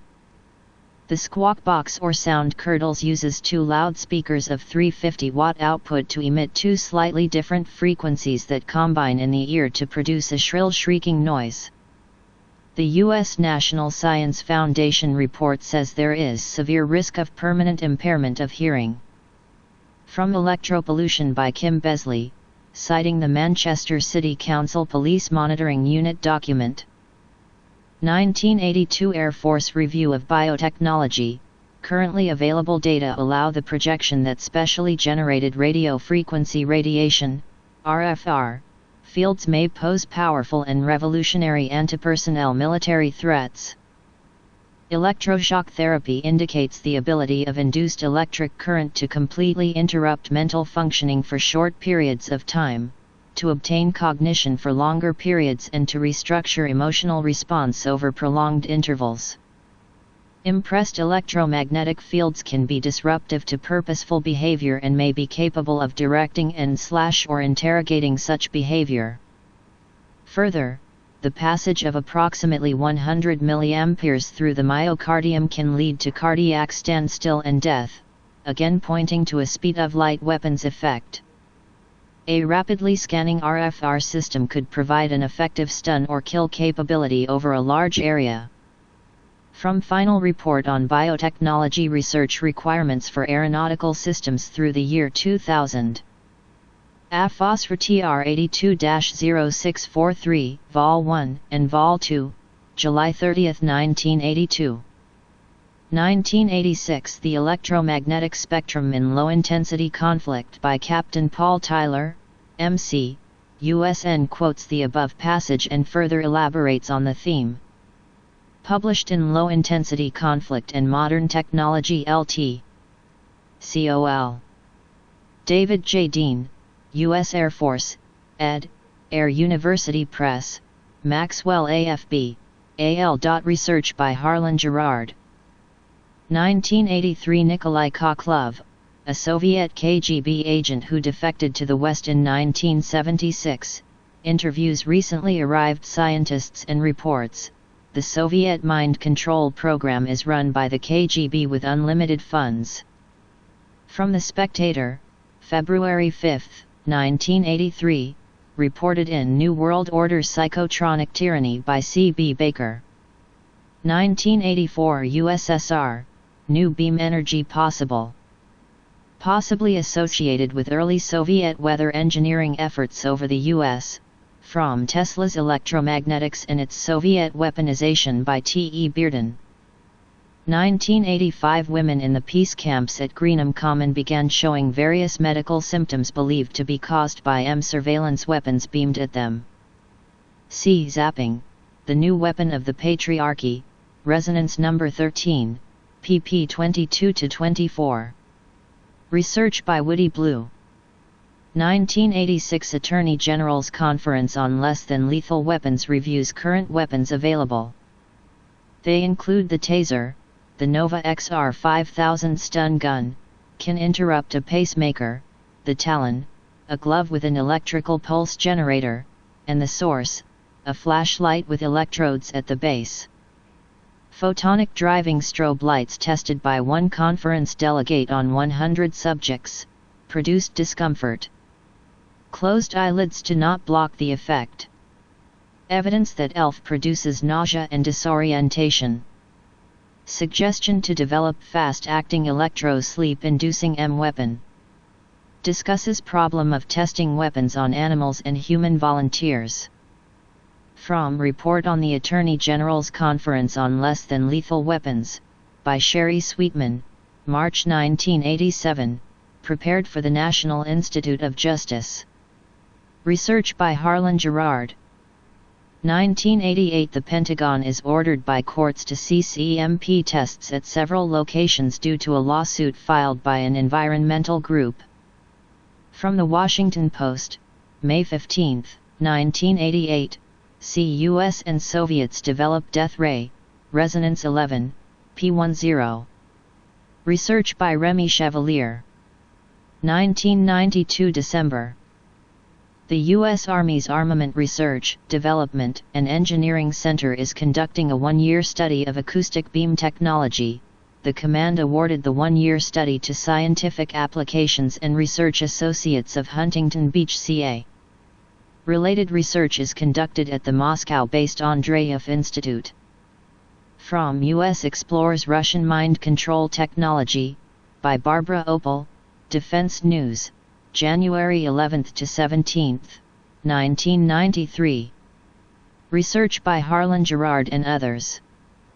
1993 The Russian government is offering to share with the United States in a bilateral center for psychotechnologies the Soviet mind control technology developed during the 1970s. The work was funded by the Department of Psychocorrection at the Moscow Medical Academy. Acoustic psychocorrection involves the transmission of specific commands via static or white noise bands into the human subconscious. The Russian experts, among them former KGB General George Kotov, present in a paper a list of software and hardware available for $80,000.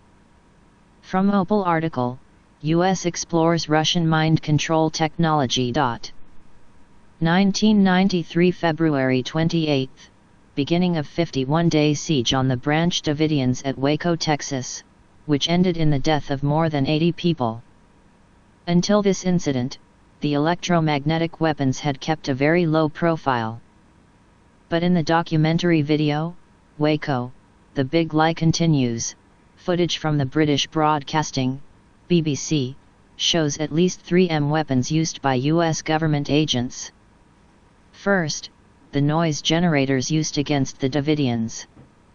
Second, a powerful strobe light, shown during a nighttime sequence. And the third was the Russian psychoacoustics weapon, considered, but agents deny use of this weapon against the Waco people. FBI agents met with Dr. Igor Smirnov in Arlington, VA to discuss the possibility of using the weapon against the Davidians. From A Subliminal Dr. Strangelove, by Dorinda Elliott and John Barry, Newsweek, August 22, 1994. Appendix B. Most common known ELF effects. Here is a list of most of the common effects. It is intended to show how the various induced stress effects are broken down. Indent levels are used to show categories and subcategories. Invasive at a distance body effects, including mind, sleep deprivation and fatigue. Silent but instantaneous application of electronic caffeine signal, forces awake and keeps awake. Loud noise from neighbors, usually synchronized to attempts to fall asleep. Precision to the second allowed sleep and forced awakening, far too precise and repeated to be natural. Daytime fatigue attacks, can force the victim to sleep and slash or weaken the muscles to the point of collapse. Audible voice to skull, V2S. Delivered by a parent at a distance radio signal. Made to appear as emanating from thin air. Voices or sound effects only the victim can hear. Inaudible voice to skull, silence sound. Delivered by a parent at a distance radio signal, manifested by sudden urges to do something/go somewhere you would not otherwise want to, silent, ultrasonic, hypnosis presumed.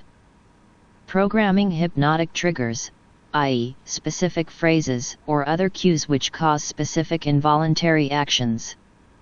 Violent muscle triggering, flailing of limbs.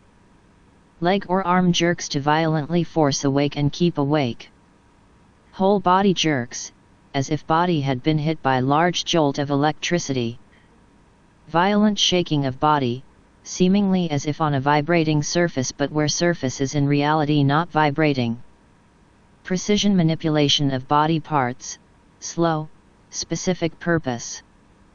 Manipulation of hands, forced to synchronize with closed eyes but fully awake vision of previous day, very powerful and coercive, not a dream. Slow bending almost 90 degrees backwards of one toe at a time or one finger at a time.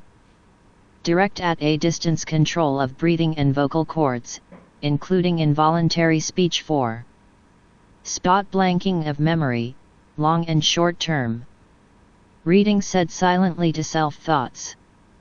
Engineered skits where your thoughts are spoken to you by strangers on street or real-time reading sub-vocalized words, as while the victim reads a book, and broadcasting those words to nearby people who form an amazed audience around the victim. Direct application of pain to body parts. Hot needles deep in flesh sensation. Electric shocks, no wires whatsoever applied. Powerful and unquenchable itching, often applied precisely when victim attempts to do something to expose this work. Artificial fever, sudden, no illness present v sudden racing heartbeat, relaxed situation. Surveillance and tracking. Through-wall radar and wrapping under your feet as you move about your apartment, on ceiling of apartment below. Through-wall radar used to monitor starting and stopping of your urination, water below turned on and off in sync with your urine stream. Loud, raucous artificial bird calls everywhere the victim goes, even into the wilderness. Invasive physical effects at a distance, non-body. Stoppage of power to appliances, temporary, breaker on. Manipulation of appliance settings. Temporary failures that fix themselves. Flinging of objects, including non-metallic. Precision manipulation of switches and controls. Forced, obviously premature failure of appliance or parts. External stress-generating skits. Participation of strangers, neighbors, and in some cases close friends and family members in harassment. Rudeness for no cause. Tradesmen always have problems, block your car, etc. Purchases delayed, spoiled, or lost at a high rate. Unusually loud music, noise, far beyond normal. Break-in/sabotage at home. Shredding of clothing. Destruction of furniture. Petty theft. Engineered failures of utilities. Sabotage at work. Repetitive damage to furniture. Deletion/corruption of computer files. Planting viruses which could not have come from your computer usage pattern. Delivered goods delayed, spoiled, or lost at a high rate. Spreading of rumors, sabotage to your working reputation. Direct sabotage and theft of completed work, tradesmen often involved in showing obvious pleasure. In summary, the effects include: to the brain, forced memory blanking and induced erroneous actions induced changes to hearing. Both apparent direction and volume, and sometimes even content reading and broadcasting thoughts. How can that lady talk with her mouth closed? Vivid controlled dreams. Forced waking visions, some synced with forced body motion. Microwave hearing. Sleep prevention each night, at exactly the same time, for weeks. To the facial, sudden violent itching inside eyelids.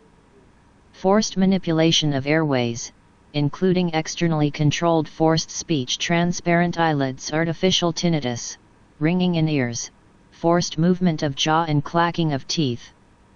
To the body, wilding racing heart without cause. Remotely induced violent no-rash itching.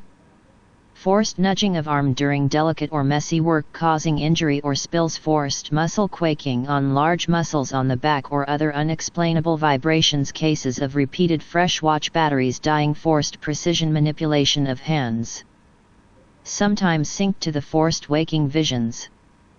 Special attention to genital area, itching, forced orgasm, intense pain, hot needles. Intense general pain in the legs, like stings.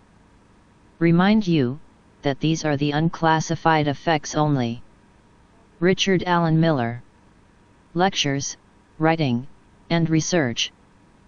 Author and researcher Richard Alan Miller reveals a wealth and depth of knowledge and experience in three major fields: alternative agriculture, New Age physics, and metaphysics.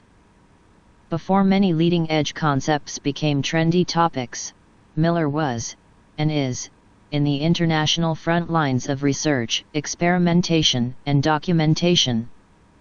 His focus on botanicals made him the leading world authority on herb farming, processing and marketing.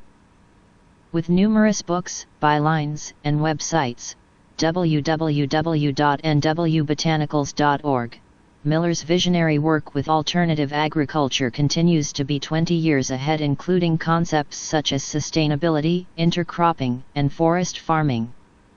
Taking a step behind the scenes of Black Ops research is for most of us limited to speculations. Miller began working in that X-Files world in the 60s and has amazing experiences and conclusions to share. An original team member, Man in Black, Miller's research in the field of parapsychology and paraphysics began as a graduate physicist working 10 years with Army Intel/Pentagon. During this period, numerous foundational papers, including a holographic concept of reality and embryonic holography, were written. Richard Alan Miller's most recent work, Synthetic Telepathy and the Early Mind Wars, discusses how some of his earlier work contributed to new mind-altering technologies and their current applications. His most recent works at Nexus conferences in Brisbane, 2004 and Amsterdam, 2005 was titled The Non-Local Mind in a Holographic Universe. He also has semi-technical papers to be presented in Anaheim at the World Nutra Conference in October 2005. Title: Lab-grown Cordyceps sinensis hybrid, a nano-processed medicinal mushroom that really delivers.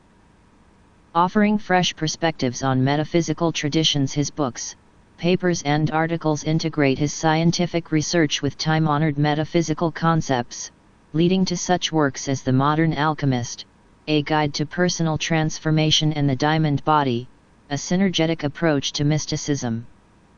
He brings a similar integration to the magical and ritual use of herbs and the magical and ritual use of aphrodisiacs. Miller is listed in Who's Who in the World, America, and the West. Richard Allen Miller. Northwest Botanicals, Inc. 541-476-5588. 541-476-1823, fax. www.nwbotanicals.org.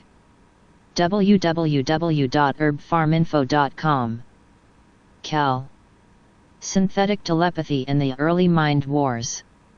http://www.earthpulse.com/epulseuploads/articles/syntelepathy.pdf. Books on Mind Control. 80, W. Ross, and Lawrence, Albert F. eds Nonlinear Electrodynamics in Biological Systems, Plenum Publishing Corp., New York, 1984. Alexander, John B., Groller, Richard, and Morris, Janet, The Warrior's Edge, Frontline Strategies for Victory on the Corporate Battlefield, 1990. Anderson, Larry E. ed. Interaction of Biological Systems with Static and Electric and Magnetic Fields, Department of Energy, Washington, D.C., 1984. Aquino, Michael A. Major, and Valley, Paul E. Colonel Mind War, From Siops to Mind War, The Psychology of Victory.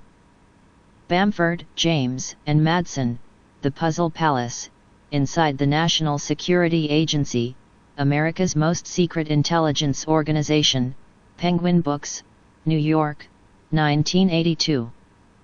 Baranska, S., and Chersky, P. Biological Effects of Microwaves, Dowden, Hutchinson, and Ross, Inc., Stroudsburg, Pa. 1976. Barnothy, M.F., Biological Effects of Magnetic Fields, Plenum Publishing Corp., New York, Vol. I. 1964, Vol. II. 1969. Basar, E., Floor, H., Hacken, H., and Mandel, A. EDS Synergetics of the Brain, Springer Verlag, Berlin, 1983. Bearden, Thomas E. Lieutenant Colonel An Approach to Understanding Psychotronics, ADA 027866, Defense Documentation Center, Washington, D.C., 1976. Bearden, Thomas E. Lieutenant Colonel Excalibur Briefing, Strawberry Hill Press / Walnut Hill Books, San Francisco, 1980. Bearden, Thomas E. Lieutenant Colonel Gravitobiology, 1991. Bearden, Thomas E. Lieutenant Colonel The New Tesla Electromagnetics and the Secrets of Electrical Free Energy, Tesla Book Co., Millbrae, CA, 1983. Bearden, Thomas E. Lieutenant Colonel Solutions to Tesla's Secrets and the Soviet Tesla Weapons, Tesla Book Co., Millbrae, CA, 1983. Becker, Robert O., and Selden, Gary, The Body Electric, Electromagnetism and the Foundation of Life, William Morrow & Co., Inc., New York, 1985.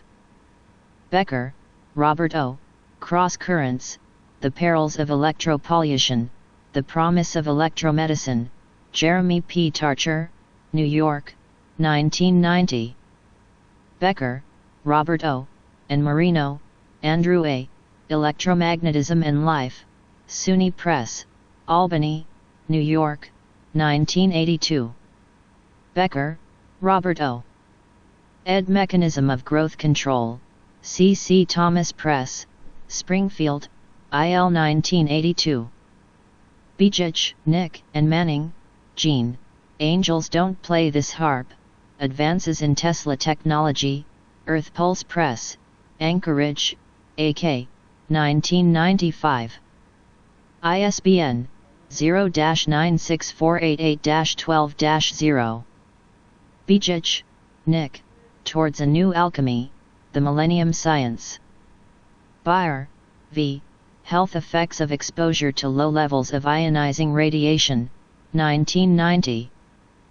Baescher, D.E., ETAL, Exposure of Man to Magnetic Fields Alternating at Extremely Low Frequency, AD 77014000, Namrol 1180, Naval Aerospace Naval Research Laboratory, Pensacola, FL, 1973.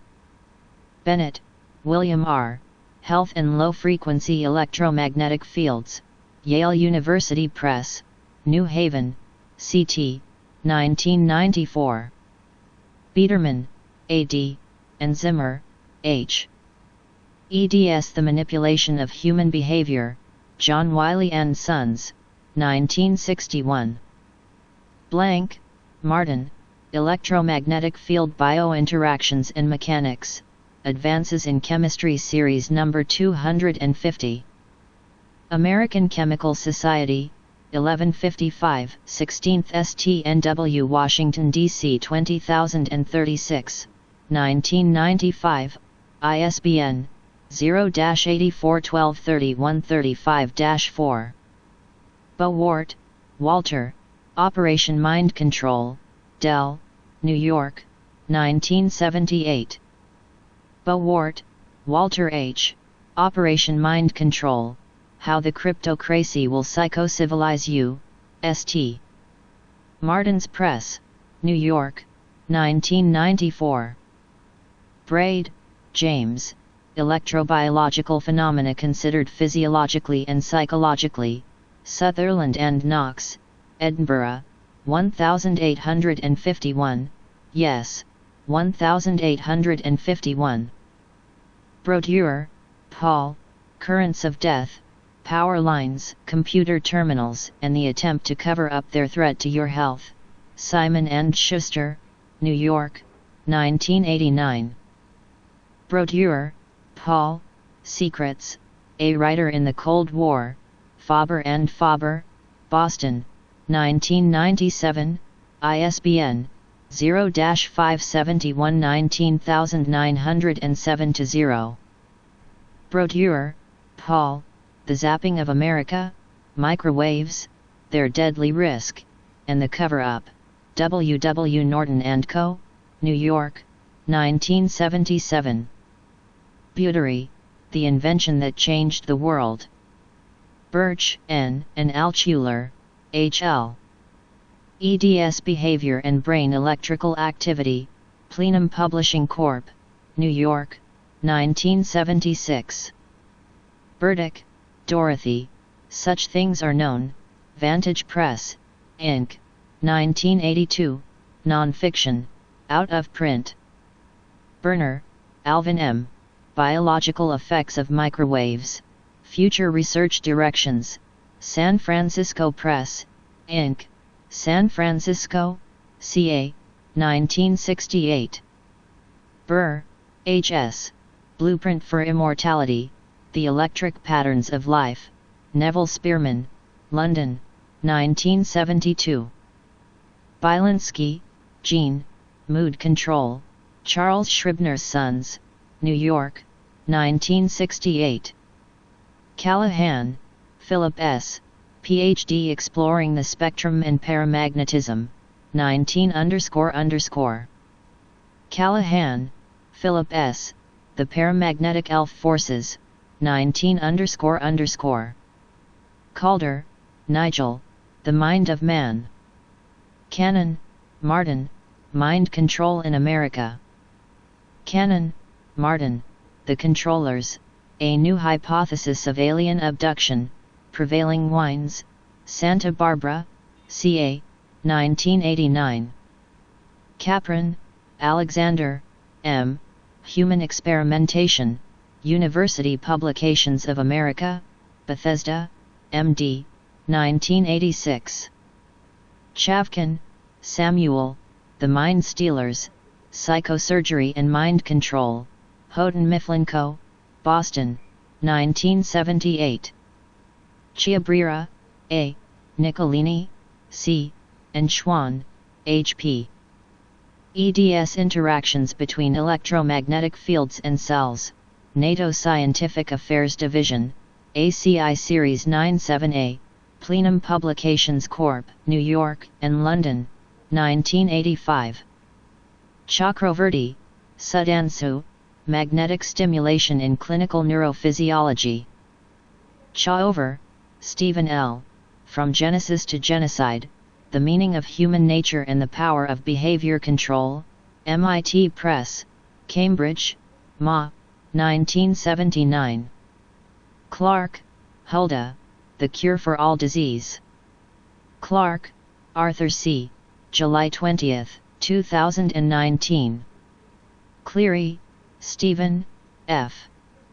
ed. Biological Effects and Health Implications of Microwave Radiation, U.S. Department. Hugh, BRH/DBE 70-2, Washington, D.C., June, 1979, from the Richmond Symposium, Richmond, VA, September 17-19, 1979. Cole, K.C., Sympathetic Vibrations. Collins, Larry, The Maze, A Novel, Simon & Schuster, Inc., New York, 1989, Fiction. Colorado Springs Notes, Nikola Tesla's Experiments. Condon, Richard, The Manchurian Candidate, Fiction. Constantine, Alex, Psychic Dictatorship in the USA, Feral House, Portland, or, 1995, ISBN 0-922915-28-8, 221 pages.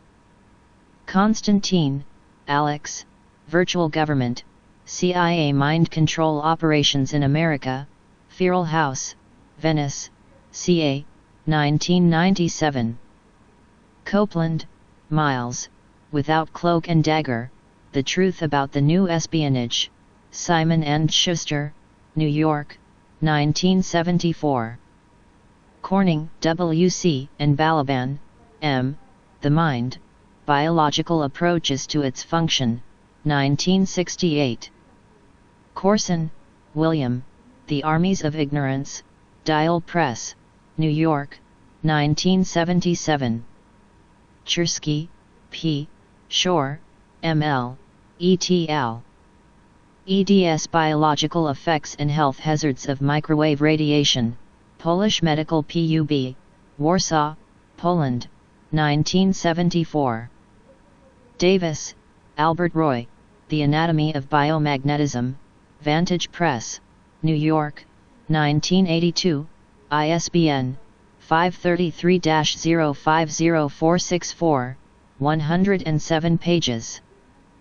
Davis, Albert Roy, and Rawls, Walter C., Jr., The Magnetic Blueprint of Life, Exposition Press, Hicksville, New York, 1979, ISBN 0-682-49215-9, 150 pages, good bibliography at end.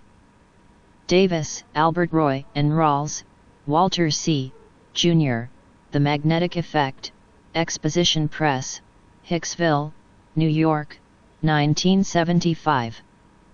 Davis, Albert Roy, and Rawls, Walter C., Jr., Magnetism and Its Effects on the Living System, Exposition Press, Hicksville, New York, 1974. Dean, Lieutenant Colonel, David J. ed. Low Intensity Conflict and Modern Technology, Air University Press, Maxwell Air Force Base, A.L., June, 1986. Defelice, L., Introduction to Membrane Noise, Plenum Publishing Corp., New York, 1981. De la Warr, G.W., and Baker, D. Biomagnetism, De la Warr Laboratories, Limited, Oxford, 1978. Delgado, Jose M.R., Physical Control of the Mind, Toward a Psycho-Civilized Society, Harper & Row, New York, 1969. DeVolpe, A. ETAL, Born Secret, The HHHHHHHHH Bomb, The Progressive Case and National Security, Pergamon Press, 1981. Dumansky, Y. Serdyuk, A.M., and Los, I.P., The Effect of Radio Frequency Electromagnetic Fields on Humans, Kiev. Eben, Martin, Psychic Warfare, Threat or Illusion, McGraw-Hill, New York, 1983. Ecclesiastes, J.C., The Neurophysiological Basis of Mind, Oxford University Press, New York, 1953. Eden, Jerome, Animal Magnetism and the Life Energy, Exposition Press, Hickville, New York, 1967. Edelman, G.M., The Remembered Present, A Biological Theory of Consciousness, Basic Books, New York, 1989. Sergio N., Hobham, H.D., and Lubig, H., Biomagnetism, Walter de Gruyter & Co., Berlin and New York, 1981, 558 pages. Iges, Leonard, The Classical Electromagnetic Field, Addison Wesley Publishing Co., Reading, Ma, 1972, 413 pages. Ferguson, Marilyn, The Brain Revolution, The Frontiers of Mind Research, Taplinger Publishing Co., New York, 1973. Flanagan, G. Patrick, The Neurophone, Pyramid Power, 8th ed., Divorces & Co., Marina del Rey, CA, 1980. Franceschetti, Giorgio, Gondi, and Grandolfo, M. EDS Electromagnetic Biointeraction, 1988. Frulich, H. ed. Biological Coherence and Response to External Stimuli, Springer Verlag, Heidelberg and Berlin, 1988. Galen, Willard M., Meister, Joel S., and Neville, Robert C. EDS Operating on the Mind, Basic Books, 1975. Galton, Lawrence, MedTech. Gilmore, Don, I Swear by Apollo, Dr. Ewan Cameron, the CIA and the Canadian Mind Control Experiments, Eden Press, Montreal, 1986.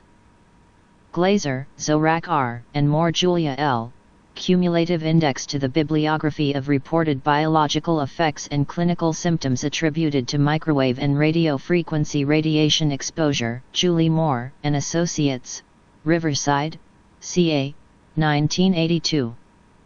Gordon, Thomas, Journey into Madness, The True Story of Secret CIA Mind Control and Medical Abuse, Bantam Books, New York, 1989. Grandolfo, M., Mickelson, S.M., and Reindl, A. EDS Biological Effects and Dosimetry of Non-Ionizing Radiation, Plenum Publishing Corp., New York, 1983. Green, Elmer, and Alice, Beyond Biofeedback, 1977. Greenslade, Shirley, Mind Control, A Gape Word, 1994, ISBN 1-886799-05-9. Guzman, Emilio, Mind Control, Institute of Psychology, Inc., 1996, ISBN 0-913343-25-0. Halassi, D.S., Jr., Cyborg, 1965. Hassan, Stephen, Combating Cult Mind Control. Hazard, D.G. Ed. Biological Effects and Measurements of Radio Frequency/Microwaves, Bureau of Radiological Health, Hugh Pub 77-8026, Rockville, MD, 1977. Heller, John H., Of Mice, Men, and Molecules, 1963. Hemming, Leland H., Architectural Electromagnetic Shielding Handbook, A Design and Specification Guide, IEEE, Institute of Electrical and Electronics Engineers, Press, New York, 1992. Hoffman, Michael A., Secret Societies and Psychological Warfare, Coetur de Lane, ID, 1989, 127 pages.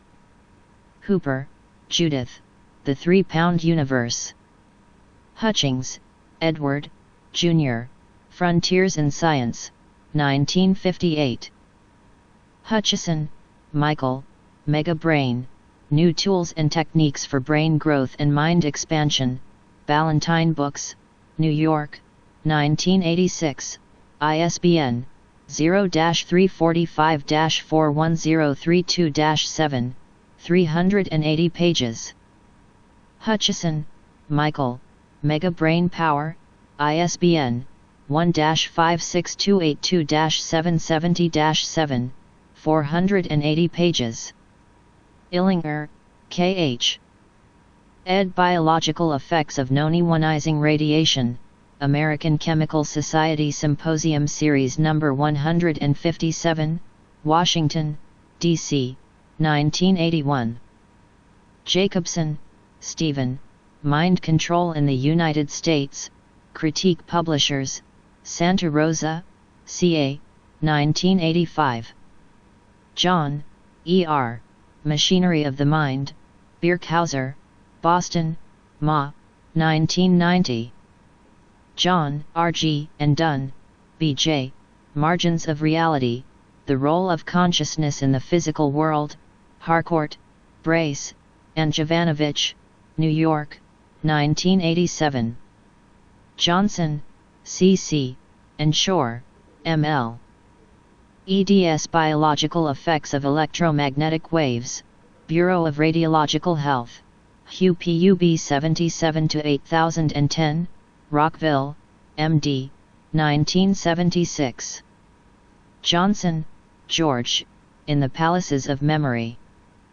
Kahn, Herman, and Wiener, Anthony, The Year 2000, A Framework for Speculation on the Next 33 Years, Macmillan Co., New York, 1967.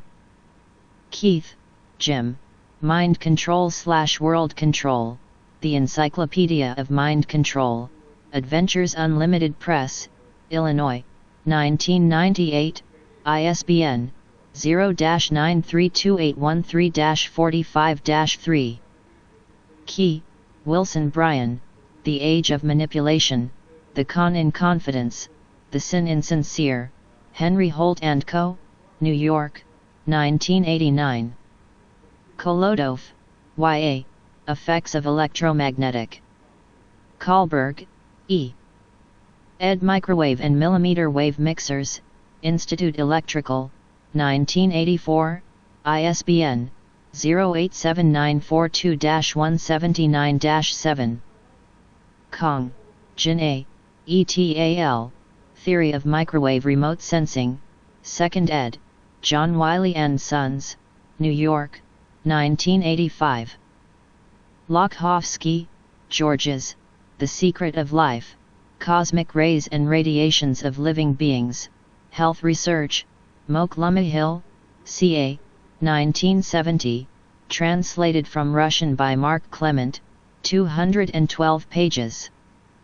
Lokhovsky, Georges, The Secret of Life, Electricity, Radiation, and Your Body, Liberty Lobby, Washington, D.C., 1994.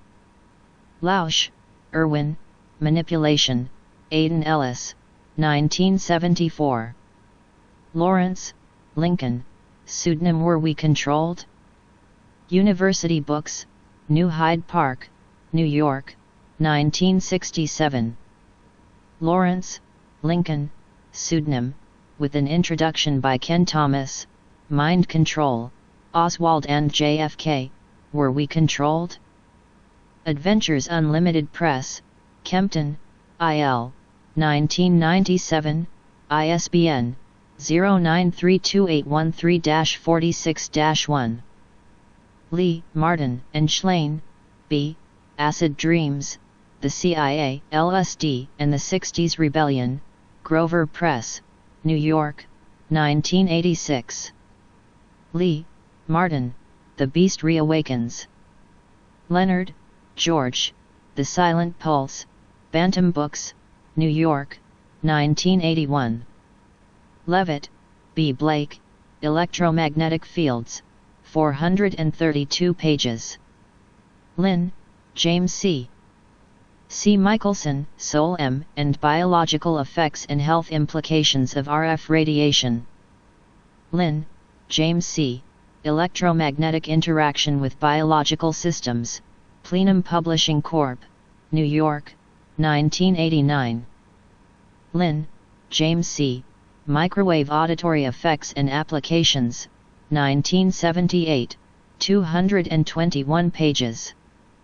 Lipsky, Stephen, Microwave Passive Direction Finding.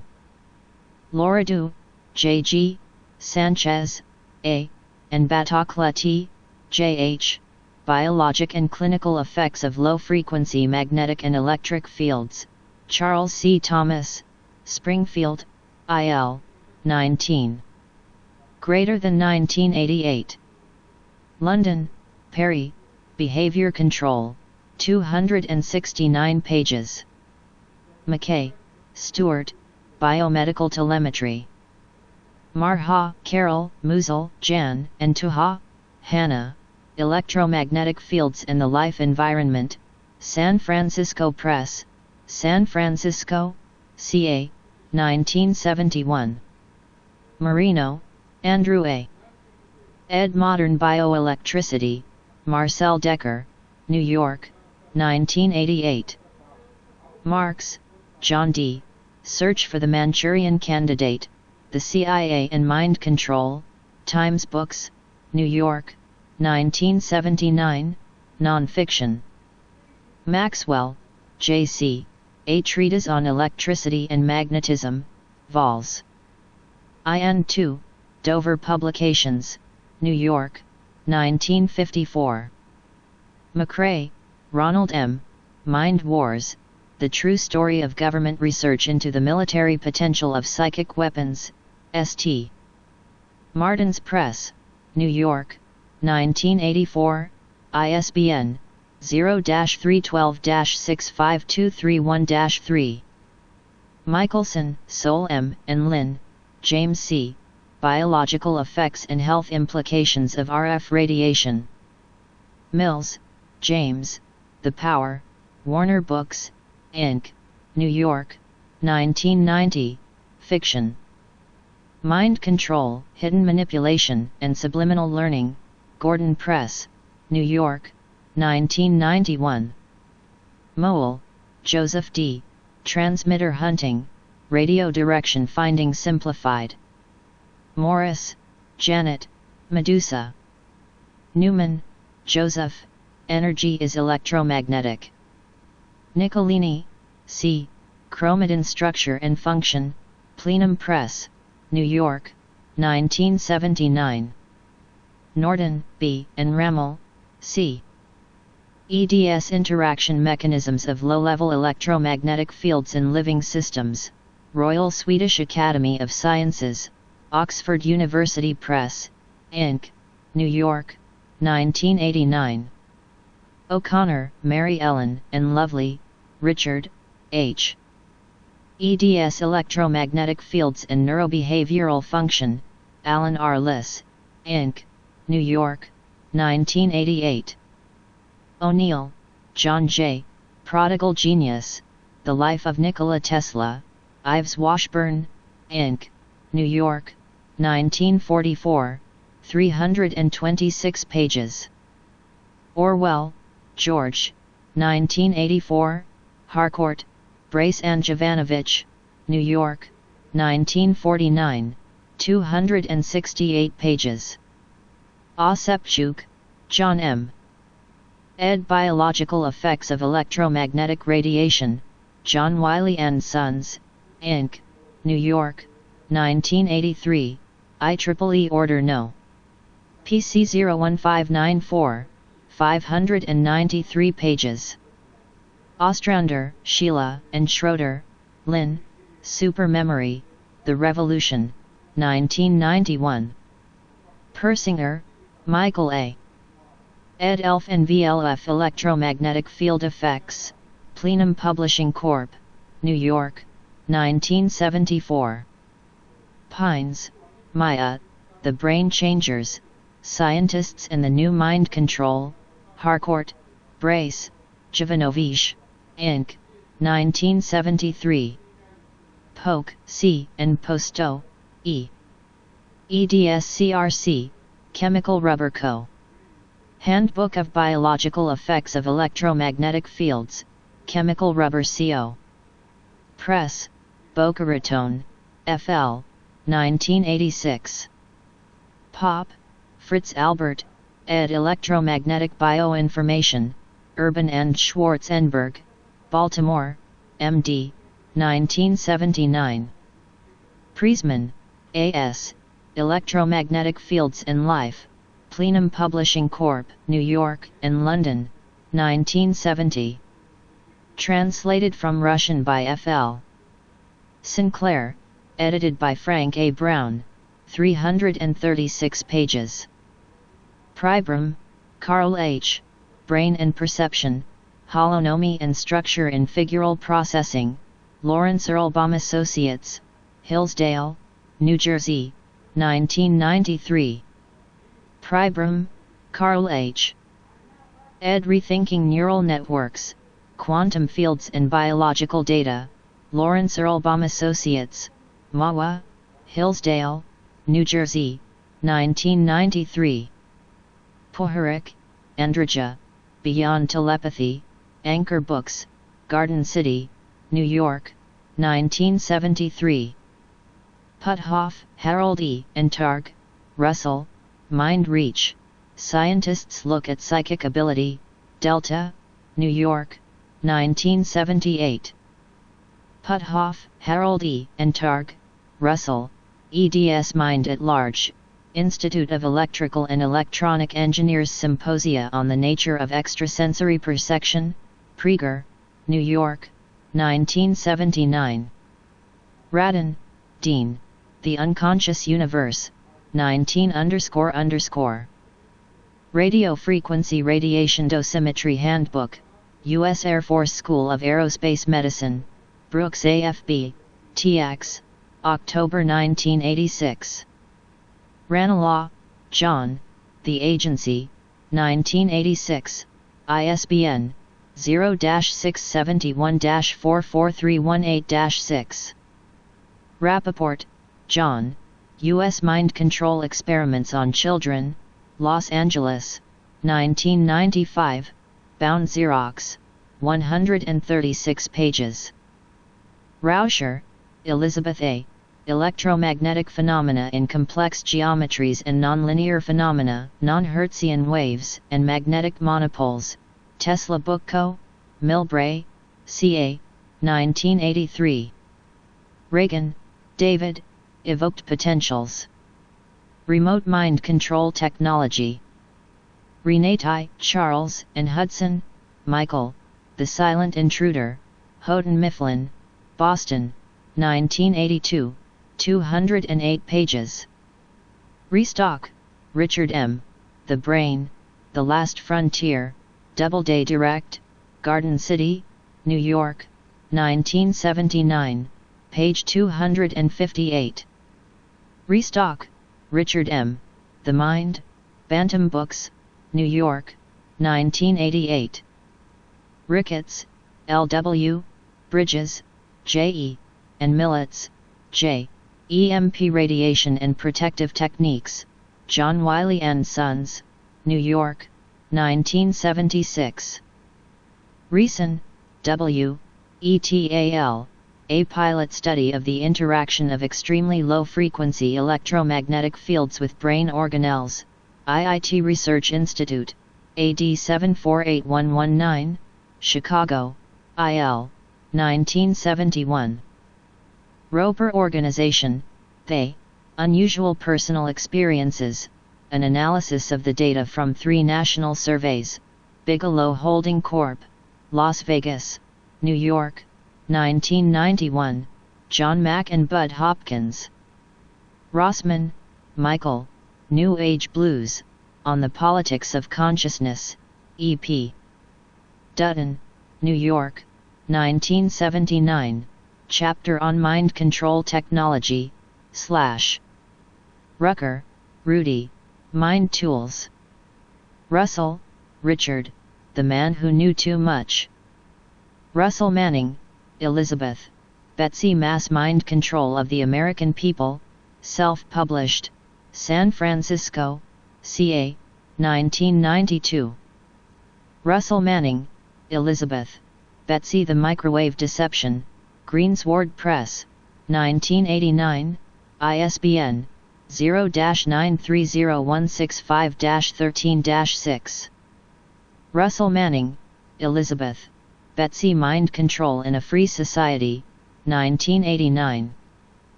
Russell Manning, Elizabeth, Betsy, and Welsh, Cheryl, Whistleblowers, 1996, bound Xerox available from Flatland Books, 276 pages, or Whistleblowers, Non-Lethal Weapons, Greenswald, Press, San Francisco, CA, 1996, 315 pages. Sargent, William, Battle for the Mind, A Physiology of Conversion and Brainwashing, Greenwood Press, Westport, CT, 1957. Schaff-Franke, Rolf, Proofs of Free Energy Devices and Supporting Data, Tesla Book Co., Millbrae, CA, 1983. Shefflin, Alan W., and Opton, Edward M., Jr., Mind Manipulators, A Non-Fiction Account, Paddington Press, London, 1978. Schmidt, F.O., and Schneider, D.M., Functional Linkage in Biomolecular Systems, Raven Press, New York, 1975. Schnitzgebel, Robert L., and Schnitzgebel, Ralph K., Psychotechnology, Electronic Control of the Mind and Behavior, Holt, Reinhardt and Winston, New York, 1973. Schrag, Peter, Mind Control, Pantheon Books, New York, 1978. Swartz, Jack, Human Energy Systems, E.P. Dutton, New York, 1980, 175 pages. Sheffield, Charles, E.T.L. eds The World of 2044, Technological Development and the Future of Society, Paragon House, 1994. Shepard, G.M., The Synaptic Organization of the Brain, Oxford University Press, New York, 1974. Shepard, Asher R., and Eisenbud, Merrill, Biological Effects of Electric and Magnetic Fields of Extremely Low Frequency, New York University Press, New York, 1977, 229 pages. Schuchman, David, Tomorrow's War, The Threat of High-Technology Weapons, Harcourt Brace & Co., 1996, formerly, The Sorcerer's Challenge, Houghton and Stoughton, London, 1995. Siegel, Ronald K. and West, Louis Joyalon *, EDS Hallucinations, Behavior, Experience, and Theory, Wiley, New York, 1975, * member, Old Crows Association. Siegel, Ronald K., Whispers, The Voices of Paranoia, Crown Publishers, Inc., New York, 1994. Smith, Cyril W., and Best, Simon, Electromagnetic Man, Health and Hazard in the Electrical Environment, St. Martin's Press, Inc., New York, 1989. Soik, Fred, and Edmonds, Alan, The Ion Effect, E.P. Dutton, New York, 1977. Stanek, Nicholas H., The Microwave Debate, MIT Press, Cambridge, Ma, 1984. Steen, G. Harry, The Silicon Gods, Bantam Books, New York. Sweeney, H. Michael, Alice in Americaland. Taylor, Bryce, Starshine, One Woman's Valiant Escape from Mind Control, MK Ultra Victim. $18.95, includes S/H, from Bryce Taylor Trust. P.O. Box 655. Landrum, South Carolina 29356. Bryce Taylor also offers her recovery book, Revivification, a gentle, alternative, memory retrieval process for trauma survivors. $7.50, includes S/H. For more on Bryce Taylor, see her CKLN interview. Theory, Jacques, Microwaves, Industrial, Scientific, and Medical Applications, 670 pages. Thomas, Gordon, Enslaved, Pharos Books, New York, 1981. Thomas, Gordon, Journey into Madness, The True Story of Secret CIA Mind Control and Medical Abuse, Bantam Books, New York, 1989, 388 pages. The Transformation of America, by George Leonard. Tobiana, Morris, et.al., Radiobiology. Turner, William, Hoover's FBI. Wallenstein, Elliot S., Brain Control, A Critical Examination of Brain Stimulation and Psychosurgery. John Wiley & Sons, New York, 1973. Valerian, Valdemar, Matrix 3, The Psychosocial, Chemical, Biological, and Electric Manipulation of Human Consciousness, 1994. Bound Xerox, 730 pages. Valerian, Valdemar, Matrix 3, Volume 2, The Psychosocial, Chemical, Biological, and Magnetic Manipulation of Human Consciousness, 1995, bound Xerox, 707 pages. Vankin, Jonathan, Conspiracies, Cover-Ups and Crimes, Dell, New York, 1990. Vankin, Jonathan, Conspiracies, Crimes, and Cover-Ups, Political Manipulation and Mind Control in America, Paragon House, New York, 1991. Woolleyah, C.S., Towards Century 21. War in the Age of Intelligent Machines. Warden, Patrick, A., Mind Control and Mental Telepathy, Samizdat, Los Angeles, August 1, 1993. Warshawski, Fred, The Control of Life. Watson, Peter, War on the Mind, Military Uses and Abuses of Psychology, Basic Books, Inc., New York, 1978. Weinstein, Harvey M., Psychiatry and the CIA, Victims of Mind Control, American Psychiatric Press, Washington, D.C., 1990. Whalen, John, 50 Top Conspiracies of All Time. White, John, ed. Psychic Warfare, Fact or Fiction, Aquarian, 1988, book. Williams, Electromagnetic Brain Blaster. Williamson, Samuel J. ed. Biomagnetism, Plenum Publishing Corp., New York, 1983. Wynne, Denise, The Manipulated Mind, The Octagon Press, New York, 1983. Wolf, Alfred A., The Body Quantum, U. Allen, Millimeter Waves and Mind Control. Articles on Mind Control. Aftergood, Stephen, Secrecy and Government Bulletin, Issue 28, November 1993. Aftergood, Stephen, The Soft Kill Fallacy, Bulletin of the Atomic Scientists, pages 40 to 45, September/October 1994. Alexander, John B., The New Mental Battlefield, Beam Me Up Spock, Military Review, a U.S. Army Journal, pages 47 to 54, December 1980. The Associated Press, Mind-Altering Microwaves, Soviets Studying Invisible Ray, Los Angeles Herald-Examiner, Seconds. A.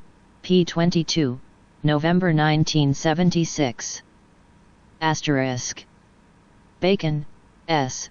Now They're Probing the Hidden Depths of Your Mind, Popular Mechanics, Volume 136, pages 62 to 65, August 1971.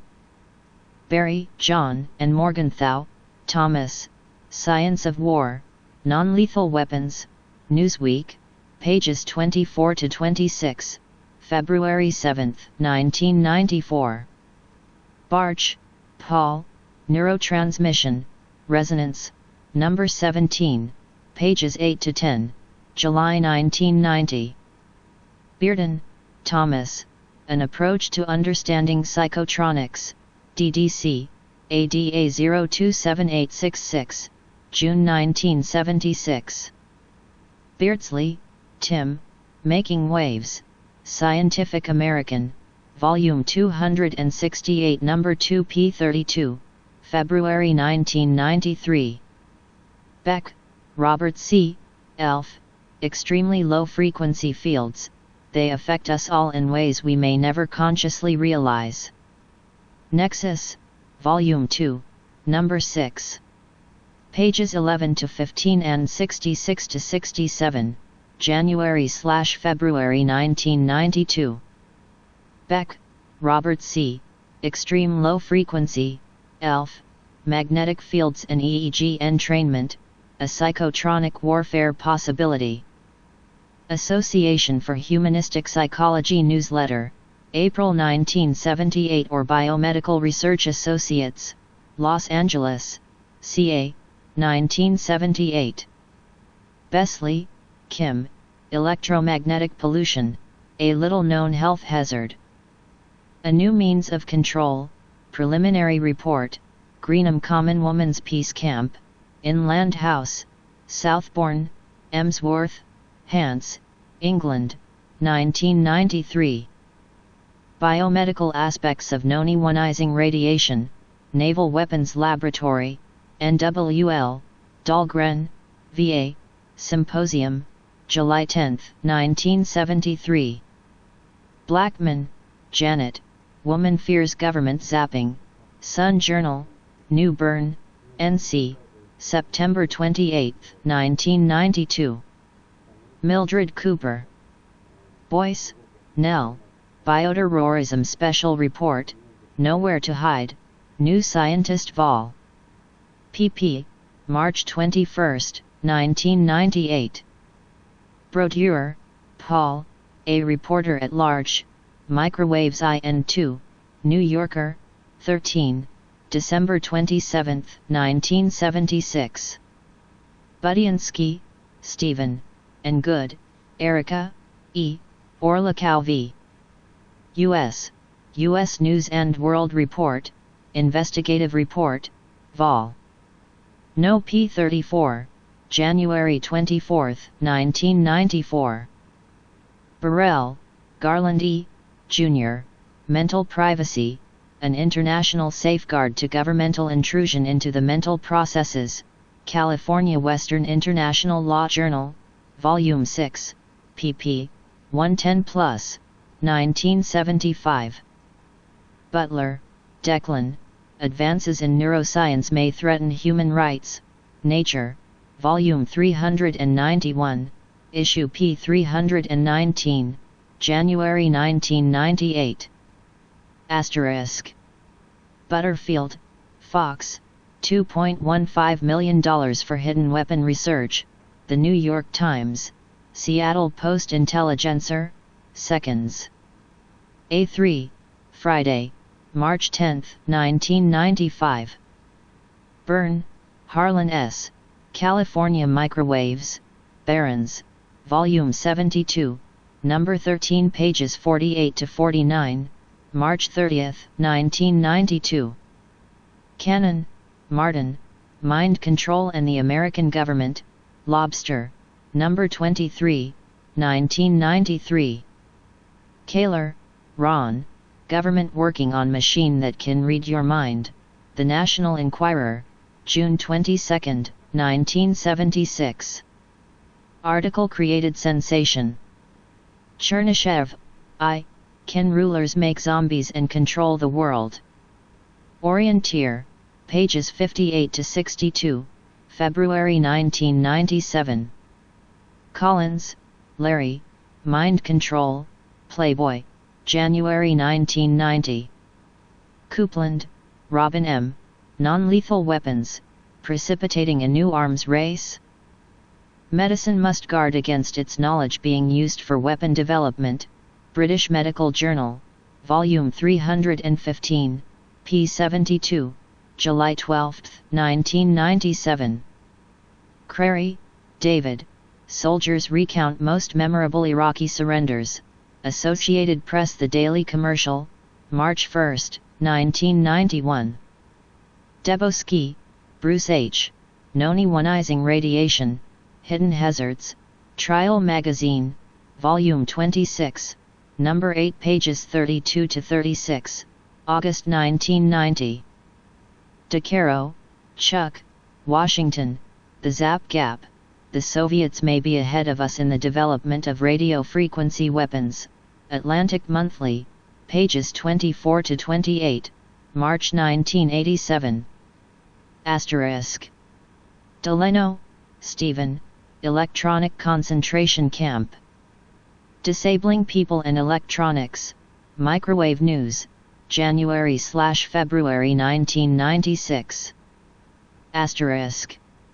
Dodd, Intel Agencies Look at Russian Mind Control Technology Claims, Defense Electronics, July 1993.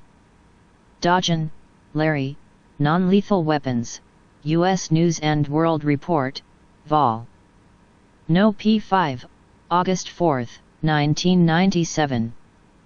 Dornheim, M.A., USAF Studying Brainwaves to Increase Crew Performances, Aviation Week and Space Technology, Volume 20, pages 18+, February 1986. Doswald Beck, Louise and Cotteray, Gerald C., The Development of New Antipersonnel Weapons, International Review of the Red Cross, Volume 279, November 1, 1990. Edwards, D.D., Cells Haywire in Electromagnetic Field. Science News, Volume 133, pages 216, April 2, 1988, work of W.R.80. Edwards, D.D., Elf, The Current Controversy, Science News, Volume 131, pages 107 to 109, February 14, 1987. Electromagnetic Fields, New Wave Coverage Issues, Best's Review, 1991. Elliott, Dorinda, and Barry, John, A Subliminal Doctor Strangelove.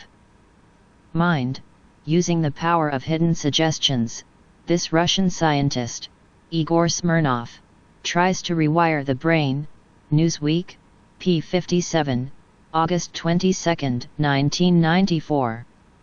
Emerging Threat. Expert Meeting on Certain Weapon Systems and on Implementation Mechanisms in International Law, Report of the International Committee of the Red Cross, Geneva, Switzerland, May 30 to June 1, 1994, issued July 1994. Final Report on Biotechnology Research Requirements for Aeronautical Systems through the year 2000, vols. IN2, Southwest Research Institute, San Antonio, TX, 1982.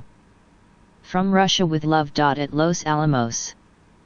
Intelligence Report, Parade Special Supplement, 1993.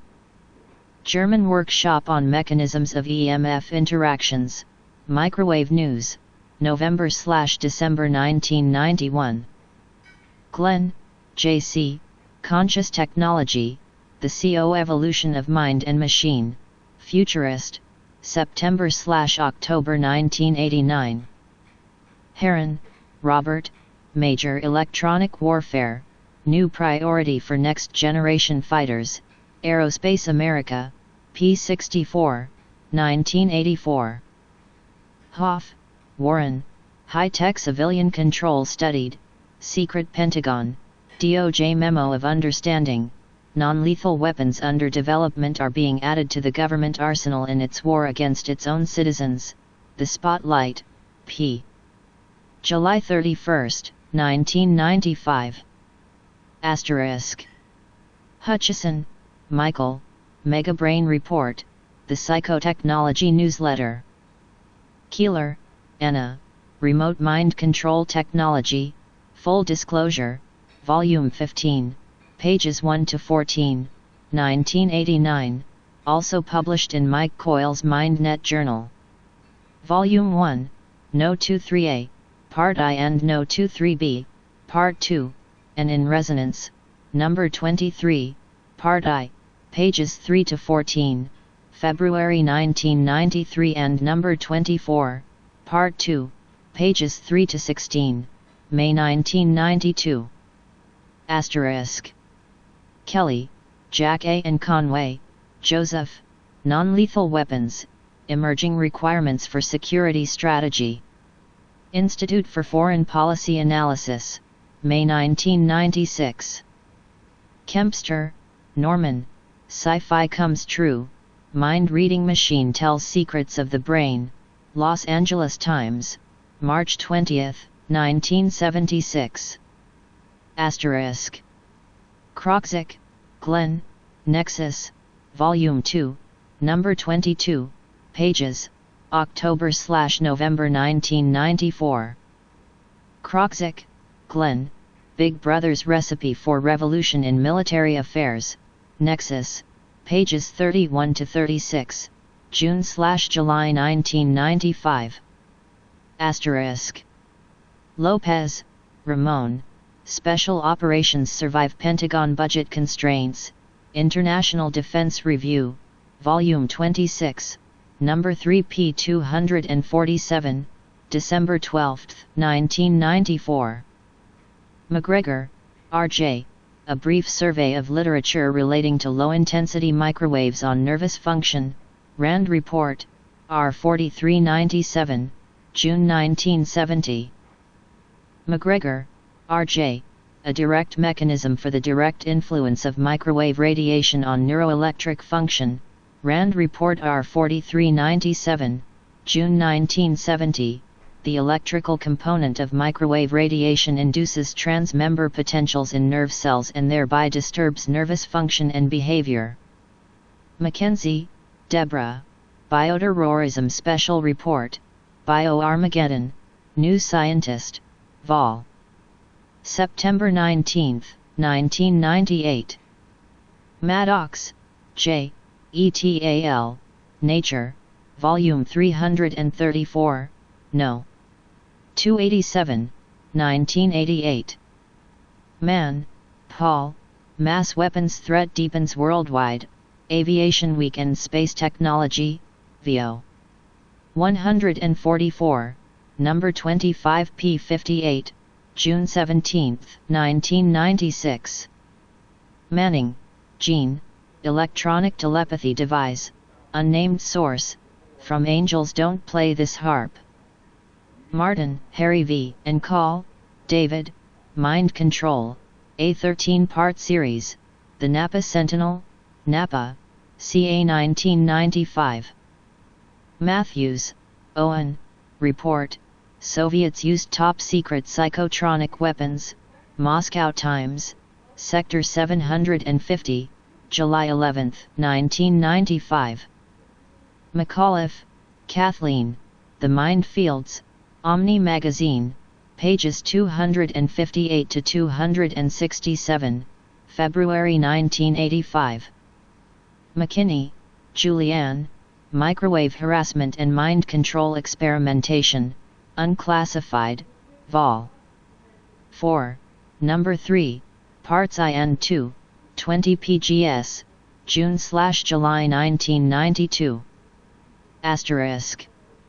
Merritt, J.H., ETAL, Some Biological Effects of Microwave Energy Directed at the Head, unpublished and unclassified abstracts circulated to conference participants. Conference was sponsored by the DOT Electromagnetic Compatibility Analysis Center, 19. Seastanek, Nicholas, The Microwave Debate, p. Metz, Stephen, and Kivit, James, The Revolution in Military Affairs and Conflict Short of War, Strategic Studies Institute, SSI, U.S. Army War College, U.S. Government Printing Office, No. 1994-504-111/00089, July 25, 1994, References to Mind Manipulation. Po-russki, Andrew, Covert Elf Warfare, Specula, formerly published as the Journal of the American Association of Metascience, p. 27, January/March 1980. Microwave Measurements, Aviation Week and Space Technology, Volume 144, Number 18 p. 73, April 29, 1996. Microwave News, May/June 1988. Military on Non-Lethal Weapons, A Very Attractive Option, Microwave News, November/December 1993. The Mind Control Papers, Freedom News Journal, 1980, ISBN 0-91550935-3. Mind Reading Computer, Futurist, p. 49, May/June 1992. Mintz, John, The Secret's Out, Covered E-Systems, in Covets Commercial Sales, The Washington Post, p. A1, A10, October 24, 1994. Misruk, Steve, Electromagnetic Effects on Human Behavior, MindNet Journal, Volume 1, Number 82, July 1996. Asterisk. Malik, Ethan, A Gentler War, The Debate Over Non-Lethal Weapons, Harvard International Review, Volume 18, Number 4p.46, Fall 1996. Morrison, David C., Sights Unseen, A Sketch of the Pentagon's Secret Black Bases Used for Stealth Aircraft, Special Operations, and Electronic Eavesdropping Programs emerges from a National Journal study, National Journal, Defense Report, pages 1468 to 1472, June 4, 1988. Asterisk. Opal, Barbara, U.S. Experts, Focus Arms Control Goals, Defense News, p6, 24 to 30 November 1997. Opal, Barbara, U.S. Explores Mind Control Technology, Defense News, pages 4, 29, January 11 to 17, 1993. Asterisk. Opal, Barbara, U.S., Russia Hope to Safeguard Mind Control Techniques, Defense News, p4, 11 to 17 January 1993. Page, J, Tuning in on Brainwaves, Science, Volume 5, pages 88+, October 1984. Pasternak, Douglas, Wonder Weapons, The Pentagon's Quest for Non-Lethal Arms is Amazing. But is it smart? U.S. News and World Report, Special Report, Volume 123, Number 1 pages 38 to 46, July 7, 1997. Asterisk. Pengelly, Rupert, Wanted, A Watch on Non-Lethal Weapons, International Defense Review, Volume 24, Number 4p1, April 1, 1994. Perry plans to launch non-lethal warfare, Defense News, September 19 to 25, 1994. Persinger, Michael A., on the possibility of directly accessing every human brain by electromagnetic induction of fundamental algorithms, MindNet Journal, Volume 1, Number 65, June 1995. Poole, Robert, Electromagnetic Fields, The Biological Evidence, Science, Volume 249, pages 1378-1381, September 21, 1990. Posner, Michael I., Seeing the Mind, Science, Volume 262, pages 673-674, October 29, 1993. Possany, Stefan, Scientific Advances Hold Dramatic Prospects for PHYSTRAT, Defense and Foreign Affairs, Volume 34, July 1983. Ray, J., The Body Magnetic, Buzzworm, Volume 4, p. 22, September/October 1992. Ricks, Thomas E., Non-Lethal Arms, New Class of Weapons Could Incapacitate Foe Yet Limit Casualties, The Wall Street Journal, pp. A1 and A4, January 4, 1993. Asterisk. Rosenberg, Barbara Hatch, Non-Lethal Weapons May Violate Treaties, The Bulletin of the Atomic Scientists, pages 44-45, September, October 1994. Note, Rosenberg gives the full name of this treaty as Convention on Prohibition or Restriction of the Use of Certain Conventional Weapons which may be deemed to be excessively injurious or to have indiscriminate effects. Schmidt, Eric, Zany New Weapons for U.S. Team in Somalia, International Herald Tribune, February 16, 1995. Schmitz, Tom, California's Livermore Ways Plan to Use Russian Technology, The Journal of Commerce, April 8, 1993. Asterisk. Selden, Gary, Machines That Read Minds, Science Digest, October 1981. Sharp, Joseph CETAL, Generation of Acoustic Signals by Pulsed Microwave Energy, IEEE Transactions on Microwave Theory and Techniques, May 1974. Shorto, Russell, Armageddon, Killing Them Softly, Gentleman's Quarterly, March 1995. Asterisk. Still Under Wraps Aviation Week and Space Technology, pages 35+, June 7, 1993. Sweetman, Sherry, Report on the Attorney General's Conference on Less Than Lethal Weapons, U.S. Department of Justice, National Institute of Justice, March 1987. Thomas Timothy, The Mind Has No Firewall, Parameters, U.S. Army War College Quarterly, Volume 28, Number 1 pages 84-92, Spring 1998. Asterisk. Tigner, Brooks, NATO Panel to Consider Non-Lethal Weapon Guidelines, Defense News, p. 14, September 29, 1997. Tigner, Brooks, Europeans Protest U.S. Ionospheric Research, Defense News, p. 16-22 February 1998. Tyler, N., Dean, David J. ed. Low Intensity Conflict and Modern Technology, Air University Press, U.S. Air Force, Center for Aerospace Doctrine, Research, and Education, Maxwell AFB, A.L., June 1986. Asterisk. U.S. nullifies Nuremberg Law, Earth Island Journal, p. 18, Winter 1996-97. Victorian, Armin, The Military Use of Electromagnetic, Microwave, and Mind Control Technology, Lobster, No. 34, pp. 2-7, Winter 1998, also published in Resonance, No. April 1998.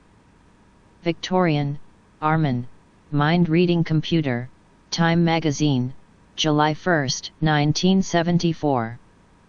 Victorian, Armin, Neural Manipulation by Remote Radar, Resonance, No. 30, pages 25-28, March 1996, also published in Lobster No. 30. Victorian, Armin, Psychic Warfare and Non-Lethal Weapons. Walker, Martin, Dark Dreamer of Star Wars, May 5, 1995. Wall, Judy, Electromagnetic Weapons, Resonance, No. 29, pp. 27-33, May 1995. Wall, Judy, Military Use of Mind Control Weapons, Nexus, pages 11-16, October, November 1998. Unedited version originally published in Resonance, No. 33, April 1998. Wall, Judy, Synthetic Telemetry, Resonance No. 29, pages 17-26, May 1995. Wiener, Malcolm H., Chairman, Non-Lethal Technologies, Military Options and Implications, Report of an Independent Task Force sponsored by the Council on Foreign Relations released June 22, 1995. Wright, Steve, An Appraisal of Technologies for Political Control, European Parliament Scientific and Technological Options Assessment, STOA, Luxembourg, European Parliament, January 6, 1998. Important technical references. http://www.raven1.net/lida.htm. Photo and description of the Korean War Lida machine, a radio frequency brain entrainment device. http://www.raven1.net/fray.htm. Human auditory system responds to modulated electromagnetic energy, Alan H. Frey, General Electric, Advanced Electronics Center, Cornell University, Ithaca, New York. http://www.raven1.net/v2s-nasa.htm. NASA Technical Report Abstract stating that speech-to-skull is feasible. http://www.raven1.net/v2s-cone.htm. DOD/EPA Small Business Initiative, SBIR, project to study the unclassified use of voice-to-skull technology for military uses. http://www.raven1.net/bioamp.htm. Excerpts, Proceedings of Joint Symposium on Interactions of Electromagnetic Waves with Biological Systems, 22nd General Assembly of the International Union of Radio Science, August 25 to September 2, 1987, Tel Aviv, Israel. http://www.raven1.net/v2success.htm. Excerpt, Dr. Don R. Justizan, neuropsychological researcher, describes Dr. Joseph C. Sharp's successful transmission of words via a pulse-rate modulated microwave transmitter of the Frey type. http://www.raven1.net/rus.htm. FOIA article circulated among U.S. agencies describing the Russian TV program Man in Law, which gives a glimpse into the Russian mind control efforts. Dr. Igor Smirnov, a major player, was used as a consultant to the FBI at the Waco Branch Davidian standoff. http://www.raven1.net/armyparw.htm SBIR, Small Business Initiative Contract, which clearly shows intent to use ultrasound as an anti-personnel weapon, including one-man portability and with power to kill. http://www.raven1.net/acouspot.htm A page originally from the MIT Media Lab's acoustic engineer, Joseph Pompei. Describes a similar technique under commercial and military development, American Technologies Corp., San Diego, under the trade name Hypersonic Sound. Shows that sound can be focused to the extent of targeting just one person in a crowd, acoustically, using ultrasound. Cal. Synthetic Telepathy and the Early Mind Wars. http://www.earthpulse.com/epulseuploads/articles/syntelepathy.pdf